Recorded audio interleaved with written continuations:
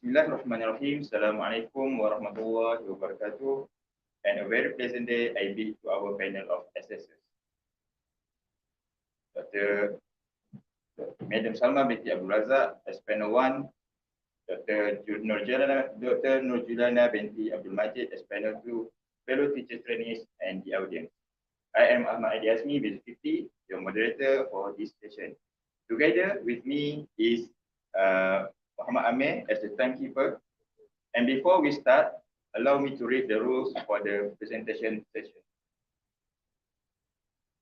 First one, the time allocated for each presentation is only 15 minutes.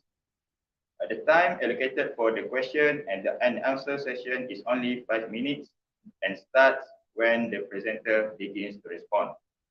In the first 5 minutes, the first bell will be rung once and the 10th minute time card will be lifted, indicating the 10 minutes remaining presentation time. At the 10th minute, the second bell will rung once and the 5 minutes time card will be lifted, indicating that the presentation time left is 5 minutes. At the 15 minutes, the bell will be rung twice and the time up card will be lifted, indicating the end of the presentation. At the end of the 5 minutes question and answer, the fourth bell will be rung twice and the time out card will be lifted, indicating the end of questions and answer time. The panel can only start asking questions when the presentation session is over. Questions from the panel of assessors must be prioritized before other panels.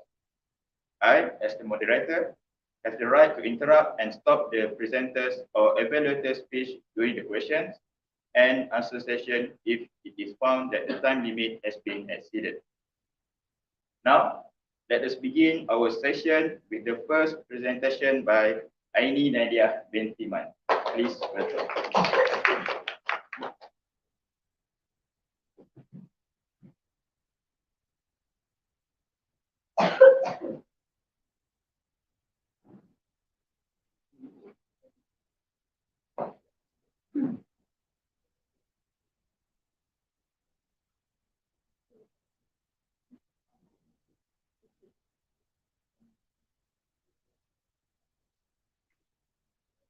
Assalamualaikum warahmatullahi wabarakatuh. Thank you to the moderator, timekeeper, respective panel, Madam Salma and Dr. Nurjuliana, my fellow friends. My name is Aini Nadia binti Man. I am from PISMP TESOL June 2019 intake, and today I'm going to present my research that is titled Perception of IPG KDRI PISMP TESOL Teacher Training on using Google Classroom in TSLB 1114 Language Skills in Academic Context course. And throughout my presentation today, I will refer language skills in academic context course as its course code, which is TSLB 1114. Without wasting any time, let's take a look at the background of my study. We all know that since COVID-19 hit us back in 2019, the technology world has changed, and including education world. And this has caused the solution of learning during academics was to use technology-based learning, as cited by Chalini in 2020. And to continue the teaching and learning session, we have to use lots of methods. And since then, the terms blended learning, mixed mode learning, and hybrid learning has been used widely, as stated by Zen and Breslow in 2022. Therefore, to continue the virtual teaching and learning session, the IPGM administrator took initiative to officiate the free Google Classroom accounts to all IPG users. This includes all lecturers and teacher trainees in IPG Campus Datuk Razami Ismail, IPG KDRI. And according to Bentayan et al. 2018, Google Classroom that was introduced in 2014 one of the free resources in the G Suite for Education plan by Google. And eventually, even after we have came back to the campus this year, we still use Google Classroom as the main platform for our blended learning. And it is one of the learning tools that we are still currently using. Okay. So, moving on to the statement of my problem. As I said just now, all teacher trainees and lecturers in IPG KDRI use Google Classroom as the learning tool in our blended learning. And this includes the PPSMP TESOL teacher trainees who take TSLB 1114 course. However, their perception of using Google Classroom is still unknown. But according to Kudratullah et al. 2020, students' perception is crucial or important to determine the teaching learning effectiveness. And based on my reading and research, there are a lot of research has been done globally on the perceptions of using Google Classroom. However, those studies were done out of IPG context or even out of English learners context. Therefore, to close the gap, this present research was aimed to study the PPSMP TESOL teacher trainees on their perceptions towards Google Classroom in TSLB 1114 specifically. Okay. Based on my problem statement just now, this is the research purpose for my research. There are 3 research objectives or RO and 3 research questions or RQ. The first research objective is to identify the teacher trainees' perception level on using Google Classroom in TSLB 1114. The second one is to identify the teacher trainee's satisfaction level in TSLB 1114. And the third one is to identify the difference between male and female teacher trainee's perception level on using Google Classroom in TSLB 1114. And then the RQ is as stated in the slide based on the research objectives that I have written. And the research hypothesis for my research is a null hypothesis, which is the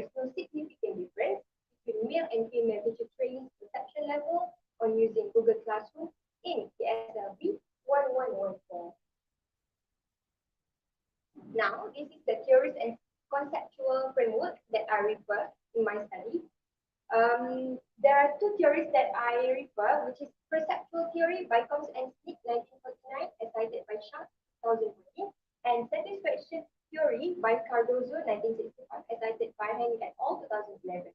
Okay, in the perceptual theory, according to Sharp, 2014, he mentioned that students themselves should acknowledge their perception and what the impact that their perceptions can do to themselves. And therefore, I am studying their perceptions towards Google Classroom in TSLB 1114. And in the satisfaction theory, Henry et al. Reveals that teachers' quality in teaching and students' satisfaction are equally important elements in order to keep up the students' achievement. Therefore, I'm also studying the satisfaction of the students, of the teacher trainees towards using Google Classroom for them to learn TSLB 1114 course. And these two theories resulted into two independent variables, which is perception and satisfaction, that can affect the dependent variable DV in my conceptual framework, which is the usage of Google Classroom in TSLB 1114. Now, moving on to the past researches that I refer to in my study. According to my readings and research, there are a lot of past researches globally that have been done towards the perceptions on using Google Classroom. For example, in Malaysia, there are researches by One Classic in 2020. There are researches by Izwaniza, Justini, and Sarah Shamimi in 2016. And there is even an abroad study, for example, by Octavia and Romaya Devi in 2021 that was done in Jakarta, Indonesia.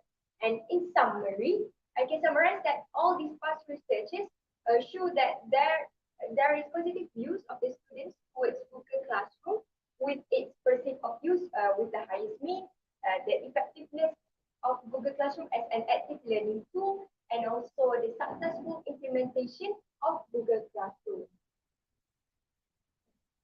Okay, now for my research design, based on the past researches and the problem statement that I mentioned just now, the research design that I decided is quantitative research, and the survey was done through Google Forms. Okay. Moving on to the research respondents in my study, the population chosen was SMP TESOL teacher trainees of June 2021 intake. They are currently now in PISMP TESOL teacher trainees of June 2022 intake, and there are 127 of them. And why I choose this particular sample is because they are fresh intake in our IPG that have new perceptions toward the blended learning tool. And according to Kerjim and Morgan sampling sample, from the 127 of the population, I need to choose 97 respondents for my sample in my study. Okay, for my research instrument, I adapted an instrument from G.G. Warman 2021 with has 0.95 combat alpha value, and it is considered very reliable and valid according to Ringin et al. In 2012, because the combat alpha value is bigger than 0.7. And in the instrument that I have adapted, there are 4 variables with 5 items each, which brings to a total of 20 items. And I use 10 Likert scale in my instrument. And when I ran the pilot study to 15 students, the combat alpha value for my pilot study is 0.97, which is also considered as valid because it is larger than 0.7.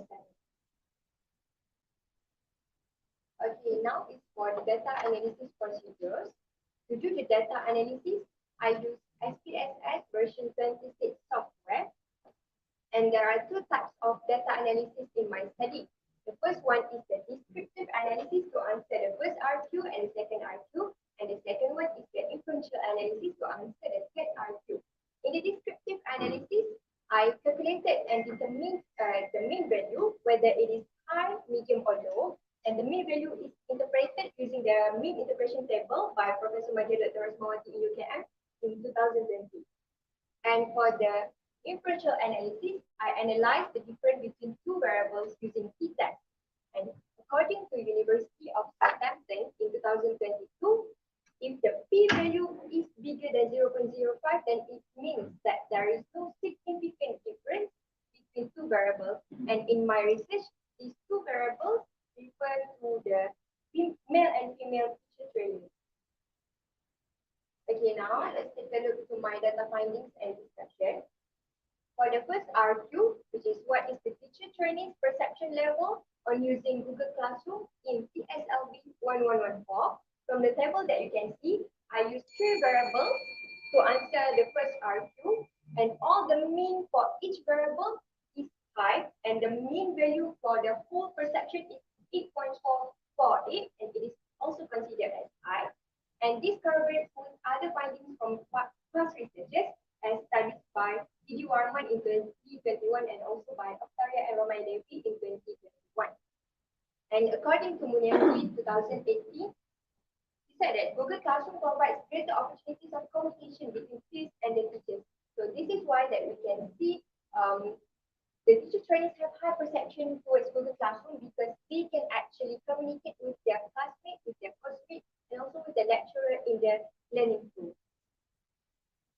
Okay, now for my second RQ, which is what is the teacher training satisfaction level on using Google Classroom in DSLB 1114. Okay. To answer the second RQ, I only use one variable, and the mean value is 8.61, and it is also high. And according to Beaumont in 2018, the most effective aspect of student engagement in Google Classroom was their ability to feedback on resources. And this supports my finding because we can see that 96.7% of the respondents in my finding agreed that it is convenient to use Google Classroom in the DSLB 1114 course. And they agree that it is convenient because one of the elements of convenience in Google Classroom is that they can give instant replies in the Google Classroom whenever they want. Okay, for my third RQ, which is there any difference in the perception level between male and female teacher trainings? So as you can see in the table here, the p-value for my third RQ is equal variances not assumed. And no, I mean the p-value is 0.48 and it is bigger than 0.05. So which means that there is no significant difference between male and female teacher trainings. This result is actually consistent with other findings, such as by Akponono and Esther 2021. And according to Adderall and Study 2022, the good setting in Google Classroom makes both male and female students receive consistently equal positive feelings and emotions. So this is why we can see that in my study, there is no significant difference in the perception level between male and female teacher trainings because they both perceive high perception towards Google Classroom. Therefore, the null hypothesis in my study is that. Okay, for my conclusion, in this study, it reflects that fifth SPP teacher trainees have both high perception level and high satisfaction level on using Google Classroom in DSLB 1114. And for the null hypothesis, there is no significant difference between in the perception level between male and female teacher trainees. Okay, for the implications, there are several parties that can benefit from my study.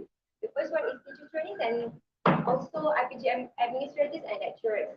As for the teacher trainees, they can acknowledge and identify their own perception towards Google Classroom in the DSLB 1114. This way, they can benefit themselves because it helps them to learn the course, which is DSLB 1114.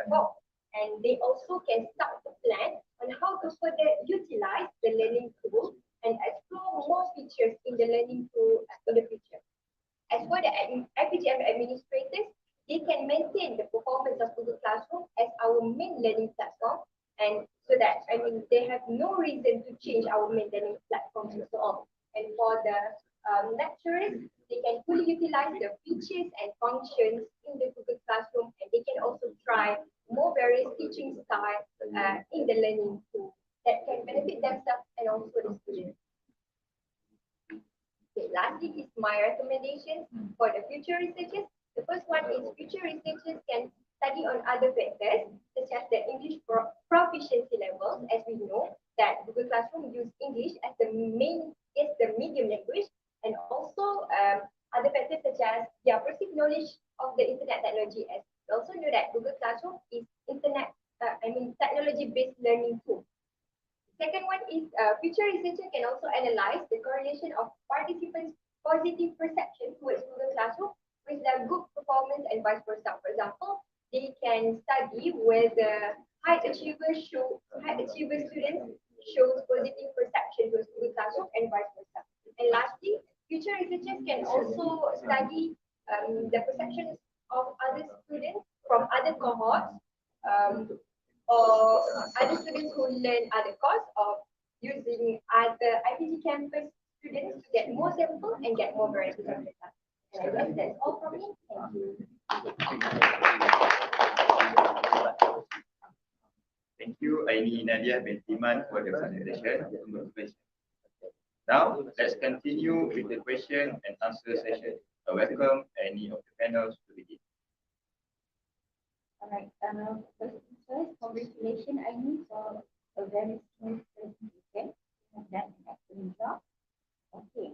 In your presentation just now, you were stating that you chose this research respondent, the students of PKSMP, 97 of them, for your study, because they are new to the Google Classroom usage and learning. Am I right? Okay. I was wondering, did you do any background check on that? Because I believe these group of students, they were affected due to the pandemic in COVID-19. So it means that they should have gone online learning, teaching and learning when they were in secondary. So do you have any comment on that? Okay. Thank you, madam, for your question.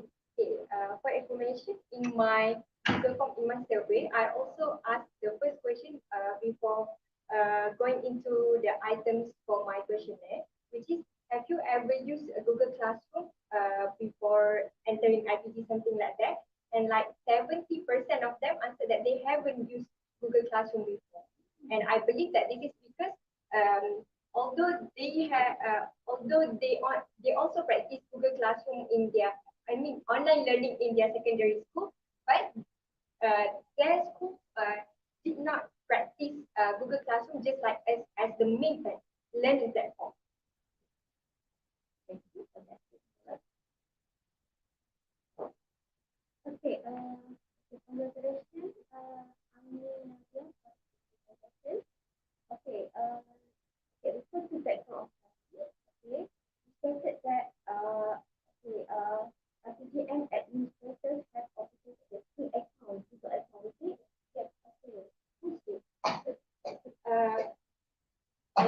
Because at the beginning of in the first month of COVID-19, IPGM distributed the free Google accounts to all of us, which is the Pembelajaran Edu account. Actually, you have reference. Accepted free Google account. Is it free? It is paid by the IPGM, but it is free for all students and teachers. Okay, let me actually here when you started with that you have to when you started free Google account is a bit obvious for that. Okay. Okay, my second question. This is for question. Okay. Okay. Okay, why you choose a survey as your research design? Okay, I choose for your future research, right? Okay. So for example, what is the future research recommendation for others to do? For the future researchers, I suggest for them to study on other cohorts or other IPG campus. But this one also involve quantitative survey. But to study on other factors, maybe they can study using qualitative data to get a more in-depth study on this topic, on the perception. Qualitative, what kind of qualitative? Basic qualitative or case study. Case study. Okay. So, before that, why to survey? Why to survey? Why to survey? Because there is no more. There have no. There is no study regarding this matter, and I just want to get the overview. So survey is suitable for this sample as they have big number. And then I just survey, and I just want to get the overview of the data. And if I or other future researchers want to study this topic deeper, then they can do, or I can do qualitative study.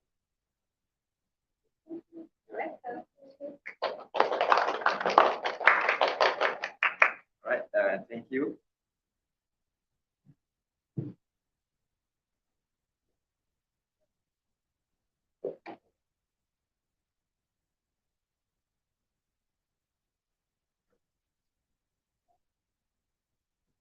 Now, let us continue our session with the second presentation by Nur Ain Shakirah binti Abdullah. Please welcome.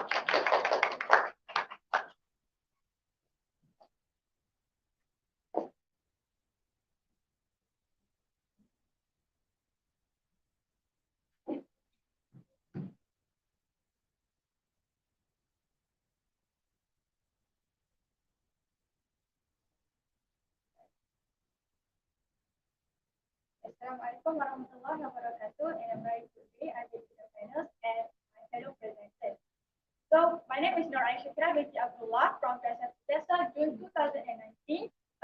Under the supervision of Dr. Azinda binti Abdul Aziz, we will be presenting on my research entitled Investigating Vocabulary Learning Strategies used among teacher trainees based on their academic experience. Do you have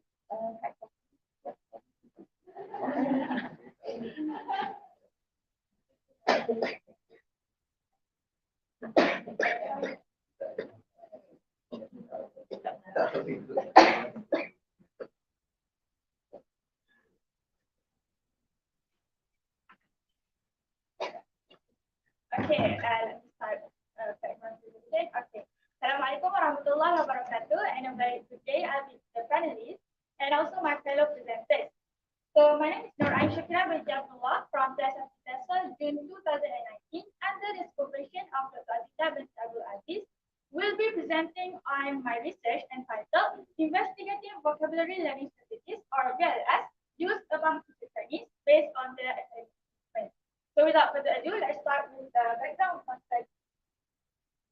So as we all know, vocabulary is one of the important or fundamental elements in the English language. Having adequate vocabulary is a prerequisite to be proficient in other languages. However, in practice, vocabulary learning practices can lead to significant delays in language development. So, Smith in 1997 has constructed a taxonomy in vocabulary learning known as Vocabulary Learning Strategies, or VLS. And he proposed 5 strategies altogether, which are determination strategy, social strategy, memory strategy, cognitive strategy, and also metacognitive strategy. So this study will be based on this taxonomy. Next is the problem statement. So a study conducted by Ridwan Zaharia in 2017 found that one of the difficulties in the vocabulary acquisition is related to the interference of mother tongue language in communication. So as second language users, English has been the our medium of instruction in either informal or informal settings. So most of us still resist the attempt to construct a conversation in English. So this can threaten or impede their vocabulary acquisition. So this can lead to another problem, which is pre-service teachers challenges to enact instruction in the second language classroom. So due to their inability to express the correct meaning on the correct word. So TESOL teacher trainees are required to achieve a minimum of C1 level on the proficiency test based on the CGFR. So it is a necessity for them to acquire a broad and large active vocabulary to achieve the minimum C1 level. So therefore, they have to be able to know on the learning strategies related to vocabulary. Next is the study by Milton and Travis Tyler in 2013, which state that students who have a large vocabulary size accomplish better academic results. Therefore, much researchers such as Masa in 2013 focus on the VLS use among advanced students so that the same ones can be used to the low achievers. So, however, each learners relate to their learning differently, such as their learning environment, learning abilities, learning preference. So, the nature of this linkage calls for urgent investigation on the use of VLS among other learners as well. Next is my research objective. So there are 4 research objectives altogether. First, RO is to find out VLS used by RPG TELSA teacher trainees. Second is to analyze the most preferable VLS used by RPG TELSA teacher trainees. And the third one is to analyze the least preferable VLS used among RPG TELSA teacher trainees. And the fourth one is to identify any difference of strategies used between high and average achievers among RPG TELSA teacher trainees. And my research questions are basically derived from my research objective. And my research hypothesis is a null hypothesis, which states that there is no difference in strategies used between high and average achievers. So there are various past researches related to the application of VLS around the world, such as the research by Rabadi in 2016. So the research found out that memory strategy is the most preferable and cognitive strategy is the least preferable. So this research is incongruent with the research from Abbas Neja and Hamadi in 2019, which also found that memory strategy is the most preferable strategy. However, this research found that social strategy is the least preferable strategy. And next is the application of VLS in the Malaysian context by Siti Rosakina Bahrain in 2019. So it is a quantitative survey distributed to 40 students in University Putra Malaysia. So the study found that cognitive and metacognitive strategies are the most preferable strategy. However, she suggested that more research with a large-scale survey is conducted so that the findings can be more certain and conclusive. Next is the methodology of the research. So the research approach is a quantitative research approach in which survey has been chosen as the research design in the form of online questionnaire by using 7 Likert scales. Then the instrument is divided into 2 sections. Section A includes the demography of the respondents. Section B is the 30 items related to VLS. And my respondents are from TELSA, June 2019 and June 2020, comprising of 23 respondents altogether. So 19 respondents are chosen as pilot study, and the rest of the respondents, 74 respondents, are participating in the real study. So this is due to the Creswell assertion that said that if the population is relatively small, then the remaining population are eligible to participate in the study. Next is data collection procedures. So after getting my instrument validated by Jabatan Pendidikan JPTI, I have conducted pilot study by contacting 1 out of 5 tester clusters to check the validity and reliability of my instrument. So according to Cho and Kim in 2015, an indication of consistency is achieved by getting a value of alpha above 0.7. So my crumble alpha value provided a value of 0.84, which is above 0.07. So it is considered as it is deemed as reliable. Then I've contacted the class representative to help distribute the questionnaire through Google Form, and then following responses, the data is then transferred into SPP software. Then for data analysis procedures, there are 2 types of analysis. So the first, second, and third question, research question, analyzed by using descriptive analysis by referring to the mean score interpretation table designed by Ahmad in 2010. And then the fourth research question is analyzed using differential analysis. And then to identify the both achievers, the CGPA is used based on the IPGM guidebook that provide the information. Those who receive CGPA between 3.75 to 4.0 is considered as high achievers, and those who receive CGPA between 3.0 to 3.74 will be considered as average achievers. And this test is used to compare the mean between these both variables. Next is findings and discussion for research question 1, which is what are the VLS used by aptitude task teacher trainings. So by referring to the overall mean value of VLS used by aptitude task teacher trainings, the mean value is at 5.54, which is by referring to the mean score interpretation table is high. So it is considered. So teacher trainees are heavy users of VLS. So they employ all of the strategies recommended by SMIT. So in determination strategy, item B4 receives the highest mean score, which is guess the meaning of new words, context or context. In social strategy, item B8, ask my classmates for the meaning of new words, receives the highest mean score. And memory strategy, item B16, use the new word in sentence. And also cognitive strategy, item B19, verbally repeat new words several times. And metacognitive strategy, B26, use English language media, songs and films are among the strategies used by aptitude task teacher trainings. Next, findings and discussion for research question 2, which is the most preferable VLS used by aptitude task teacher trainings. So based on the table, it can be seen that memory strategy gathered the highest mean value, which is at 6.02. So this means that memory strategy is the most preferable VLS used by aptitude task teacher trainings. So it is incongruent with another finding by Rabadi in 2016, which also discovered that memory is the most preferable strategy. So memory techniques such as linking the new words based on their previous knowledge are helpful for them to acquire vocabulary and memorize them in the long run. Next is findings and discussion for research question 3, which is what is the least preferable VLS used by aptitude task teacher training. So by referring to the same table, which is, it can be seen that social strategy gathered the least mean value, which is at 4.98. So this indicates that social strategy is the least preferable VLS used by aptitude task teacher training.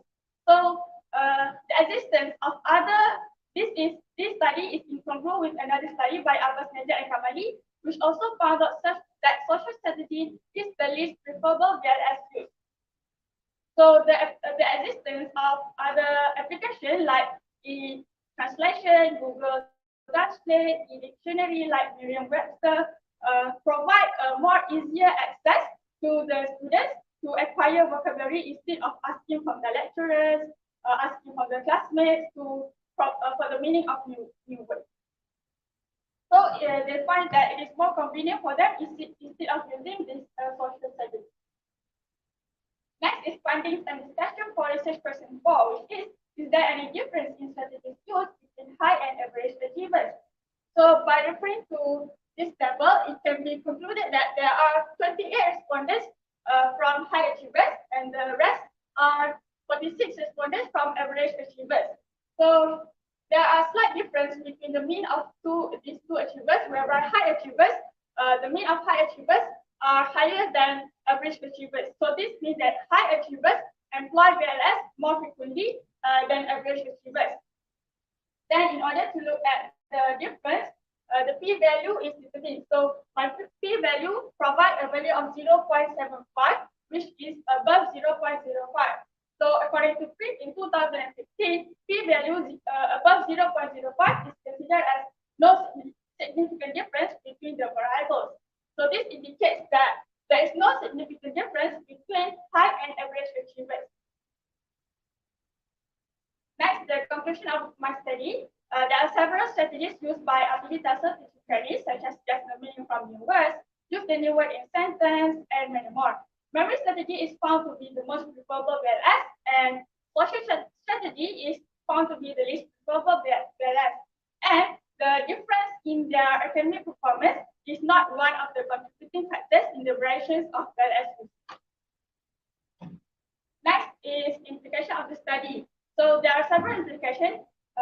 This study will help teacher trainees to determine the learning strategies that can fit effectively for them, so that it can encourage their autonomous learning in acquiring vocabulary. Next, this study will help to enable lecturers to evaluate the effectiveness and value of each strategy, so that it can alter them as necessary to meet the students' needs and skill set.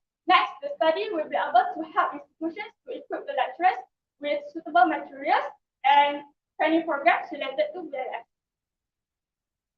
And next is the recommendation of the study. So it is the recommendation for future research to conduct a comprehensive and large-scale survey, such as conduct a survey from other institutions or other states and from non-TESOL measures as well, so that the findings can be more certain and conclusive.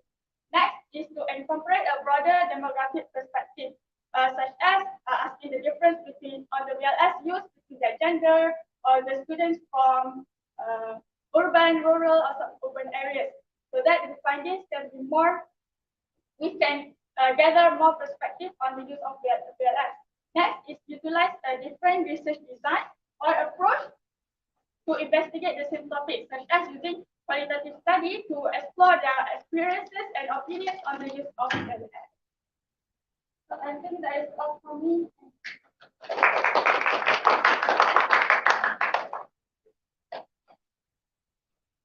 Okay, thank you, Nur Ain Shakira binti Abdullah for the presentation. Congratulations. Now, let's continue with the question and answer session. Welcome any of panels to begin. All right.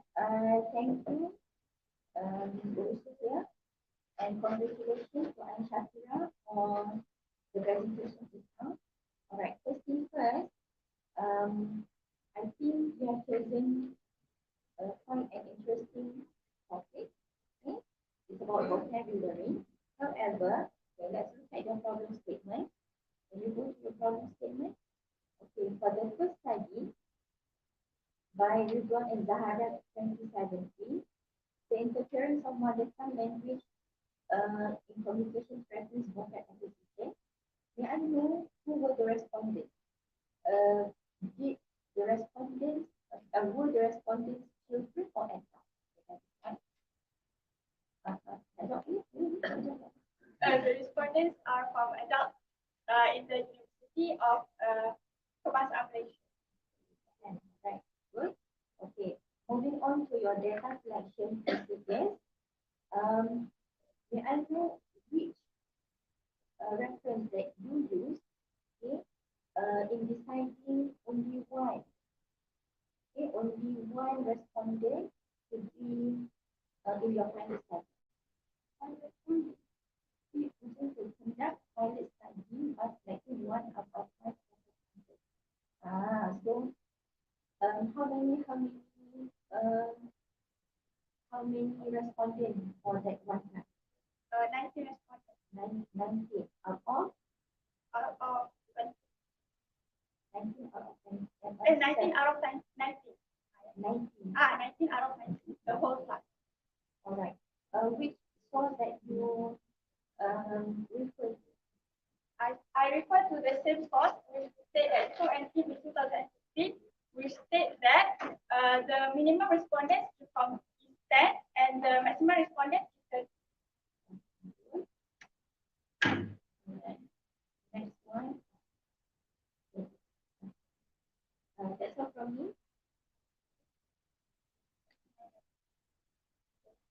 So it's quite a bit confusing when you put that data 1 out of 5 numbers. When you first read your slide, I thought, only one respondent.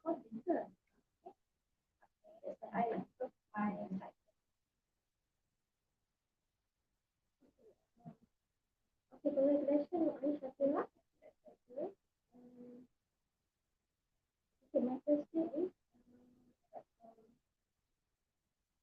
actually, what do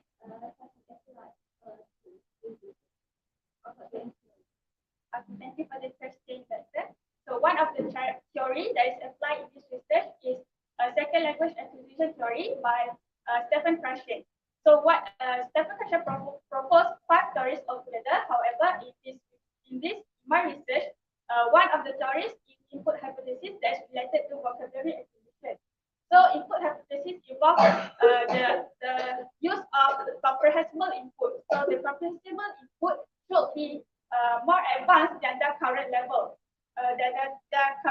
of linguistic performance. So Stephen Krashen suggests suggested that the comprehensible input can be from other elements such as reading, writing, listening to the radio, and many more. So, the question also suggested that vocabulary acquisition can be acquired through comprehensible input such as reading reading text which are higher than their linguistic level. Okay, so how you construct questionnaire? How you construct? Based on the questionnaire devised from Smith, 1997. And one more about related class research. Actually, it's quite confusing when you started for number 3 and number 4. Because about significant difference in strategies between the level of the people, and one more different in strategies between the level of the people. So, okay, that's something you can put. Jadi kalau satu je. You tak boleh dekat dua. Dia tu ada something lah. Because you punya result, there are no significant difference. Yeah. So, Okay, thank you for the suggestion. probably you can, if you want to look at the text, right? Probably you can replace number 2. Because in fact, those studies are the recent ones compared to the 0.4. Okay, thank you, Dr.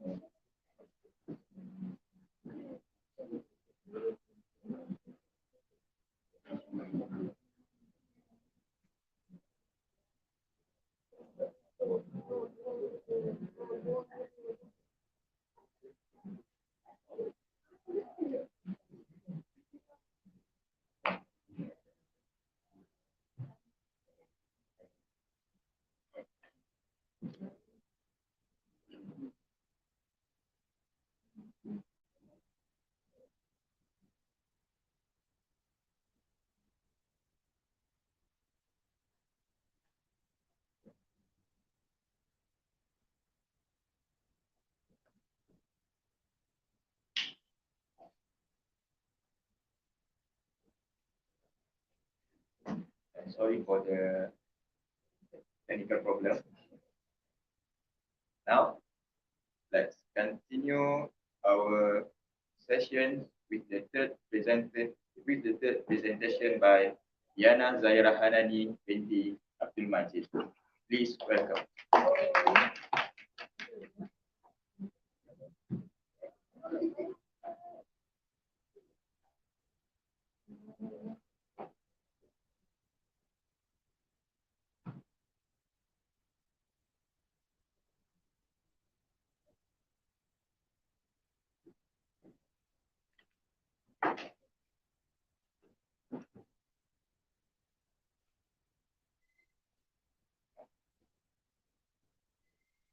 Assalamualaikum and very good morning, everyone. So I'm Yana Zaira Hanani binti Abdul Majid under the supervision of Dr. Tarikh binti Abdul Rahman. So I'll be presenting my research topic under the topic of investigating the impact of watching English animated motion pictures among TESOL teacher training. So before we go on to my slides, I'd like to define the underlying word. So So animated motion pictures throughout the study is defined as any sort of films or short videos under the minimum duration. Okay.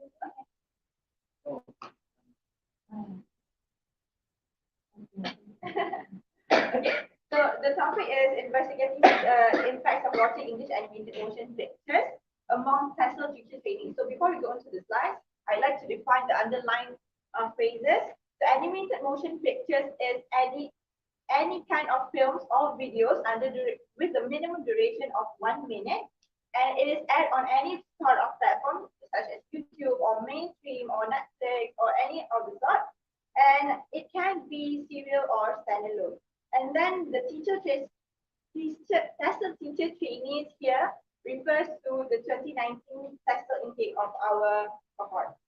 So let's go on to the background of study. So after 11 years of formal education in the English language, pupils should be able to communicate effectively and efficiently in English in social and professional situations. So for this to happen, they have to acquire the 4 language skills, which are listening, speaking, reading, and writing. So English movies, has been proven to effectively encourage language learners to develop their language proficiency. So Cook 2016 said that the use of different types of English resources to find the most appealing and effective way of learning the language is done by English teachers throughout the world. So English motion pictures also allows for more interactive and appealing ways of teaching and learning English, said Safni 2008. So this is the statement of the problem. There are 2 main problems regarding the pupils and trainees or teachers. So for the pupils have slow language acquisition, and they have difficulties understanding examples and references done by teachers regarding English animated motion pictures. So for example, when you give examples of any of the movies, any of the cartoons, they don't know what it is. And then this is caused by the unfamiliarity with the natural use of the English language. They don't know how the language is used in the movies, then they don't know how real English speakers use the language. And this is also caused by the uncommon hobby of watching English animated motion pictures. So in simple words, they don't watch the movies, they don't watch these kinds of animated films or animated videos, as they are unfamiliar with the language that is used in natural context. So for teacher trainees and teachers, they are limited into using this platform, this method of teaching, because of the pupils' shortcomings, and of course, because of a few other factors. So the purpose of the study is to identify how EAMPs, English Animated Motion Pictures, impacts the teacher trainees' language skills, and it is also based on the data collected, past researchers, and related theories. And it is also done to identify the best way to use English animated motion pictures in teaching and learning sessions. So these are the research objectives. First is to identify how the English animated motion pictures, which throughout the whole presentation I'll refer to as EAMP, helps the teacher trainees acquisition of the 4 language skills, to identify which language skill is the most impacted, and of course to identify the best way to use EMPs in teaching and learning sessions. So the research question, of course, refers to the objectives, which is the first: how does English animated motion picture help the teacher trainee acquisition of the 4 language skills? Which language skill is the most impacted by watching EMPs? And what is the best way to use EMPs in teaching and learning sessions? So the significance of this research are: first one is build a better understanding of which and how the language skills can be acquired through EMP. So then it can help the trainee teachers in planning the use of EMPs in their lessons. And of course, lastly, promote the benefits of watching EMP. Because from the past researches that I've read, it is proven that English motion pictures, English movies really does help in learning the language. However, in this study, I'm only focusing on English animated motion pictures because it is very much suitable, much more suitable for people in primary. Okay, so 3 past researches written here are from Alibadi, Farfali, and Hassan Al-Mushidi, where the first one highlighted that authentic learning source, that movies is an authentic learning source, and that it effectively improved language skills and it also increased language awareness. So the second one by Farfali highlighted that English movies provide the real-time experience of learning the English language. And it also suggests incorporation of audiovisual technologies for ESL and EFL learners. So it's very much suggested to be used in classrooms. So the last one is movies positively impact listening and speaking skills and their motivation to learn the language due to a few factors. So this is a basic qualitative research, and I only use 3 instruments, which are semi-structured interview, document analysis, and checklist. So for the interview, it lasted not more than an hour and only has 15 questions. So during the interview, audio was recorded and notes were also taken. So it was carried out on the same day at the same venue, one after another, right after another. So the second one is document analysis in the form of viewing log. So every participant must fill in a viewing log after each of their session of watching EMVs within the span of 4 weeks. And then these logs are written by hand by the participant. So the third one is checklist, where it is built by the researcher herself and referred to the viewing log. And in this checklist, there are a few of keywords that are used by the participants in their viewing log. So for data analysis, I use semantic analysis and triangulation, because in a few of my questions, it also refers to another instrument. So in all 3, interview, document analysis, and checklist, everything is related. So these are the details of my analysis. So for the population sample, the population is TESOL teacher trainees of IBKDI, and the samples are only 3 people from PISMP June 2019, where we are only 22 people.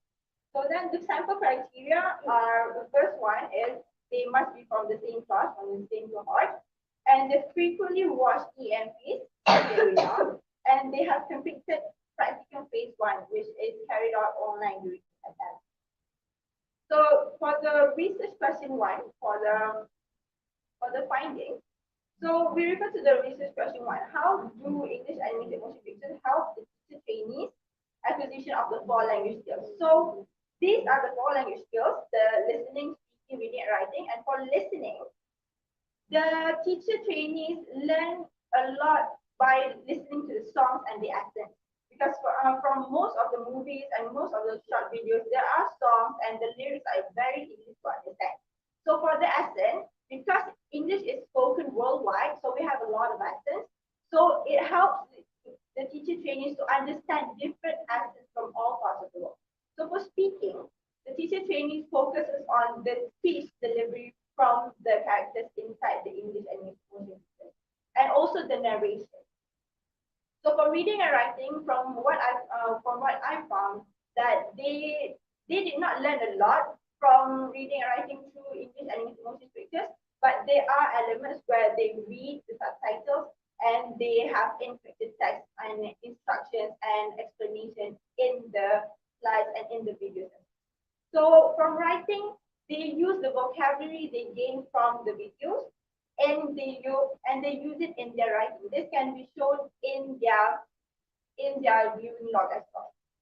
So for the research question 2, we have found out that the most impacted skill in English animated from watching English animated motion pictures is the listening skills, where I can divide them into 2, where they listen for comprehension and they listen for acquisition. So for comprehension, they understand the spoken discourse. For example, they understand when you use fillers, what types of fillers, different types of fillers, hesitation, and different types of intonation, and of course the accent. So for listening for acquisition, they extract the meaning from the message. So from all the dialogue and from all the things that they listen throughout the movies, they get the lessons and they understand idioms, and they also found out the culture and the general knowledge related to the videos and the movies. So for the last part is research question 3, what is the best way to use English animated motion pictures? So I can conclude that the best way to use EMPs is during induction set because of the audio visuals, they are very attractive to the pupils, and the characters is very easy to copy, and the pupils know what they are. And of course, it is very relatable to the pupils because they understand and they know what the teacher is referring to about. However, this also has a few problems, and we will discuss it in this discussion. So there are 5 things that is being discussed: family influence, generation gap, cultural awareness, suitability, and controversy. So for the discussion, the first one, family influence is we look at the background of the pupils. So if the pupils have a family that does not use English at home, or does not encourage the use of English, and does not encourage the watch of these kinds of English animated motion pictures, so those pupils won't be exposed to this situation. So then for the generation gap, I found out that some of the things that these teacher trainees watch, the pupils don't even know what they are anymore. So for example, if the teacher trainees watch Little Einstein, the kids these days don't even know what Little Einsteins are. So this is an eye opener for the teachers so that they can improve themselves. So cultural awareness is where, like I said before, the language is spoken around the world. So we are aware of the culture that is not here in Malaysia, such as people celebrate Halloween, people celebrate Christmas. So we don't celebrate those things, and by learning and by watching these movies and films, they know that these are things that exist out there in the world. And for suitability is this is highlighted because some of the English animated motion pictures have heavier lessons and heavier things which are not suitable for primary pupils, and this can cause some issues if it is being used in class. So it is up to teachers to first decide which one is the best. And controversial issues, like I said before, this is the language used around the world, and the issues around the world is also incorporated in this kinds of fields, such as LGBTQ, racism, religion problems, and things like this is also subtly included in English animated motion pictures. So it's really up to teachers to screen and determine which is the best to be used in class. So the recommendations that I like to give for future studies is, 1, get participants from other courses because this only focuses on TESOL system, and of course conduct a quantitative research on a similar topic as this one, because it will get a bigger range of answers and you can see the bigger general view of it.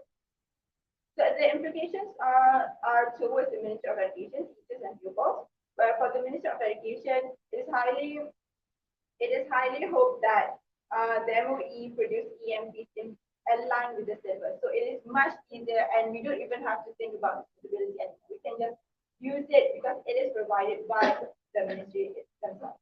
So for teachers, they can find EMPs that is relevant to the pupils, things that the pupils know, and they can use the EMPs in teaching and learning as well, and also gain extra knowledge from it.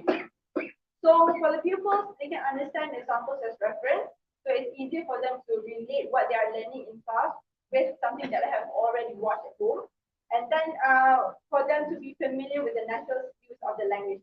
Because when talking to among the pupils themselves, it's quite hard for us to grasp the real situation and the real experience of using the language.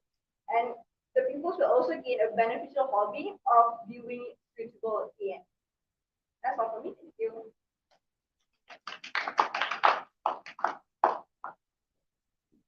Thank you, Diana Zahira Hanani binti Abdul Majid, for the presentation. Congratulations.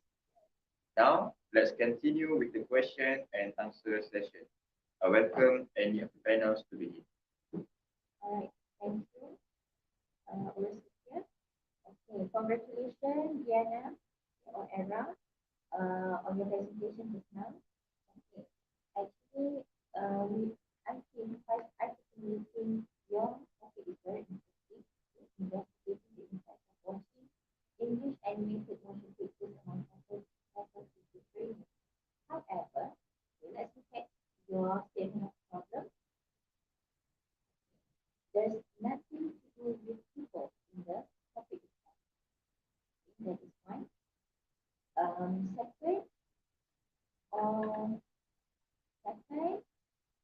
let's look at your data analysis.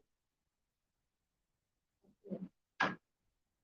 All right, for your data collection, for qualitative research, you can actually, you don't have basic or extensive qualitative research, it's just qualitative research, okay? That is one. And then for the for number two, your checklist. By right, you should have it as observation checklist. You are doing qualitative research. As you observe what is happening within the news, right? So observation is at the word. Moving on to your data analysis, you mentioned cumulative analysis and calibration, right? Okay, so my question, what are the things that you have you managed to analyze based on your data? So for me, from what I've seen from these are the themes that I've seen because I only focus on the skills. So the themes are under the skills.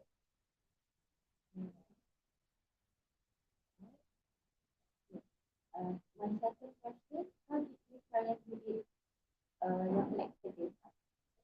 For the translation, it is done between the interview and document analysis and the checklist. So I already have all three. Right? So for the interview, there are 15 questions, and inside those questions, there are also questions regarding on how to use. How do I say this? There are also questions on to answer the other questions of my research.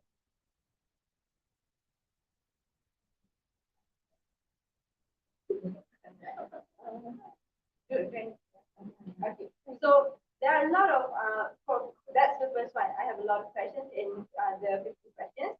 So among those 15 questions, it is also related to other research questions because for interview, I only focus on research question one, but I also included questions that I also added on when I'm asking the participants. So those questions will also give examples and answers for the other research questions. That's the first one. And then from the interview, I jot down notes. And then, of course, for the checklist, I refer to the refer to the viewing log because it is done by the participants themselves. And then the checklist is also just cross-check on what they have told me during the interview and what they have written in their viewing log. So I use that as a checklist.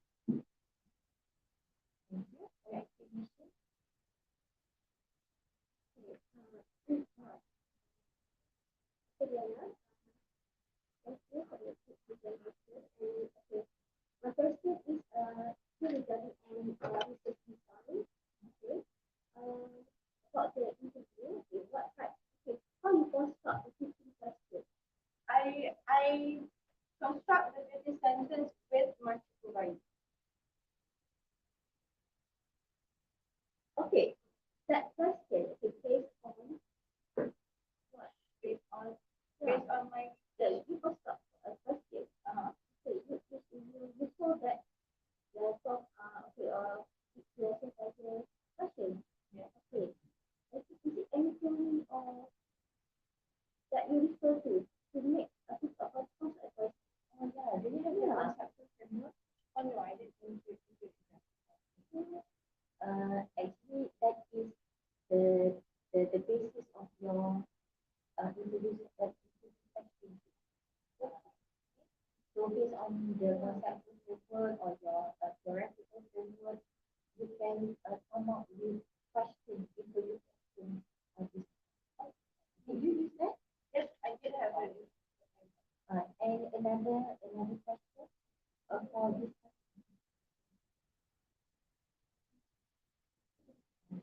For discussion, at first I thought these are the things that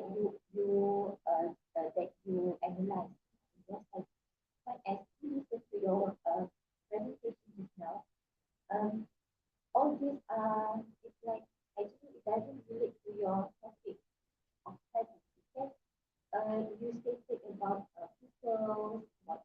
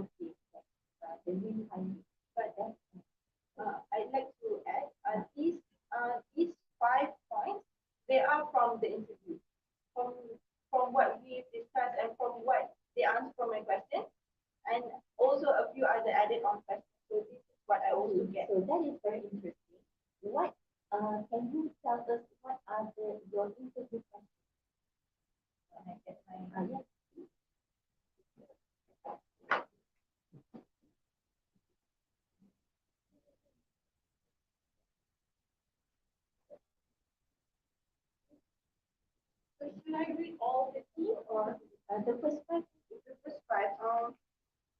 The first one is, can you describe how and when you started watching EMPs? Can you give examples of EMPs that you watched? What interests you the most when watching EMPs? What keeps you interested in watching them? Who introduced EMPs to you? What is your opinion on the people who don't watch EMPs?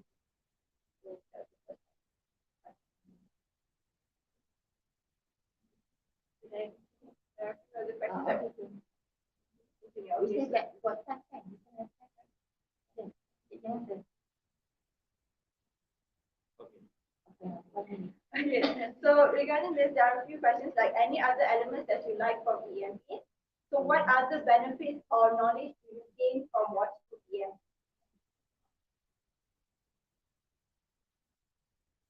There are also questions like what are your opinions on controversial topics subtly included in the EMP?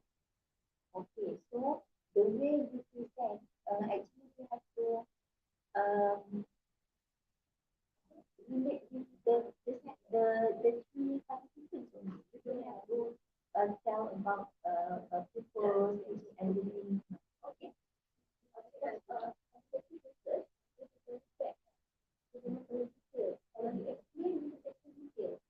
It's all about two participants.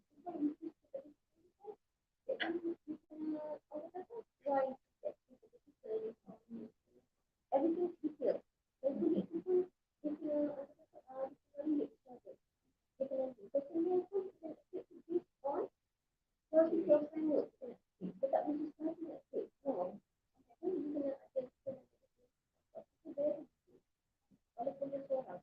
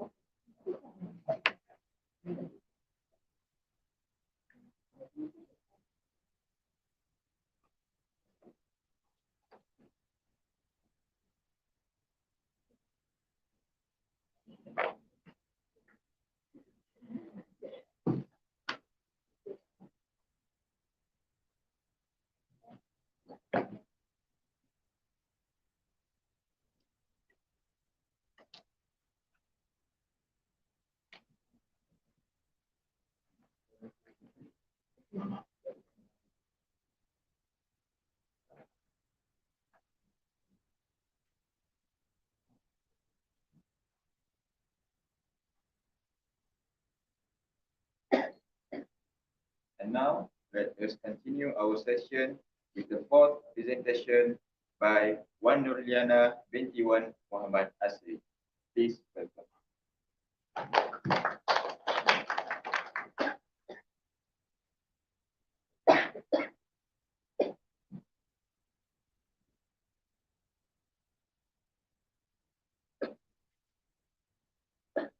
Assalamualaikum warahmatullahi wabarakatuh. Very good morning to the respected panel, Mr. Shah and Dr. Juliana, Mr. Moderator, Vice Chancellor, and members of the talk.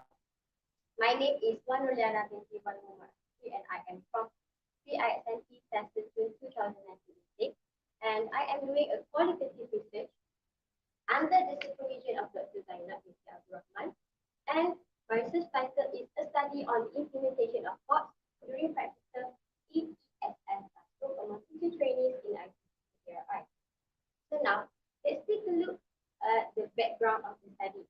As we all know, HOTS is higher order thinking skill that was first proposed by Benjamin Bruce in 1956. However, in 2001, the first notion of HOTS that was first proposed by Benjamin Bruce was revised by Anderson and Kraftwerk, and then they came out with this new HOTS pyramid. As you can see here, the four upper levels in the pyramid is the higher order thinking skill, which starts with applying, analyzing, evaluating, and also creating. The English Language Education Reform in Indonesia, the roadmap 2050 to 2035, lays out the CEFR implementation, which introduces HOTS in English curriculum. In this curriculum design, it is required for teachers or instructors to include and implement However, according to Foley and Austin 2019, as cited in Lamy and Kuswandoro 2022, student-centered learning is not fully applied by instructors. Teachers advocate high number of teacher-centered learning, which was marked by teacher-led exercises that resulted in complete control over the students. And this learning style, teaching process, and teaching strategies did not go beyond two lowest level of Bloom's taxonomy, which are remembering and understanding. Next is statement of problems. There are two problems. The first one is inputs on HOTS were not fully included in testing process. As we all know, HOTS is so pertinent in the teaching and learning process, especially in the 21st century learning. However, for teacher training, there are very limited formal teaching on HOTS, as other subjects in this courses were given more attention on and more focus. HOTS were only taught on the surface, and teacher trainings were not able to delve deeper into the implementation of the understanding of HOTS. And then the other thing is that teacher trainings were only provided the opportunity to implement a small portion, a small part of HOTS during the pedagogical courses, such as the RKA 3012, which is planning for teaching and learning.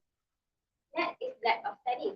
According to Fenniker et al. 2019, most of the studies being done on HOTS mainly focus on in-service teachers, and the researchers that was done mainly talk or discuss about the awareness on HOTS and also the implementation of HOTS. But once again, they only focus on in-service teachers. Being an institute with a niche in producing good English teachers, it is our responsibility. We have to be the main leader in ensuring that our teacher trainees are knowledgeable about HOTS and are able to implement their HOTS skills when they are posted later in the university. Next is research objectives and also research question. I proposed two research objectives for this study. The first one is to investigate teacher trainees implementation of HOTS in ESL classroom during practical, and the second one is to identify the main levels of HOTS used by teacher trainees in ESL classroom during practical. And for the research question, you can see the research question as stated on the slide.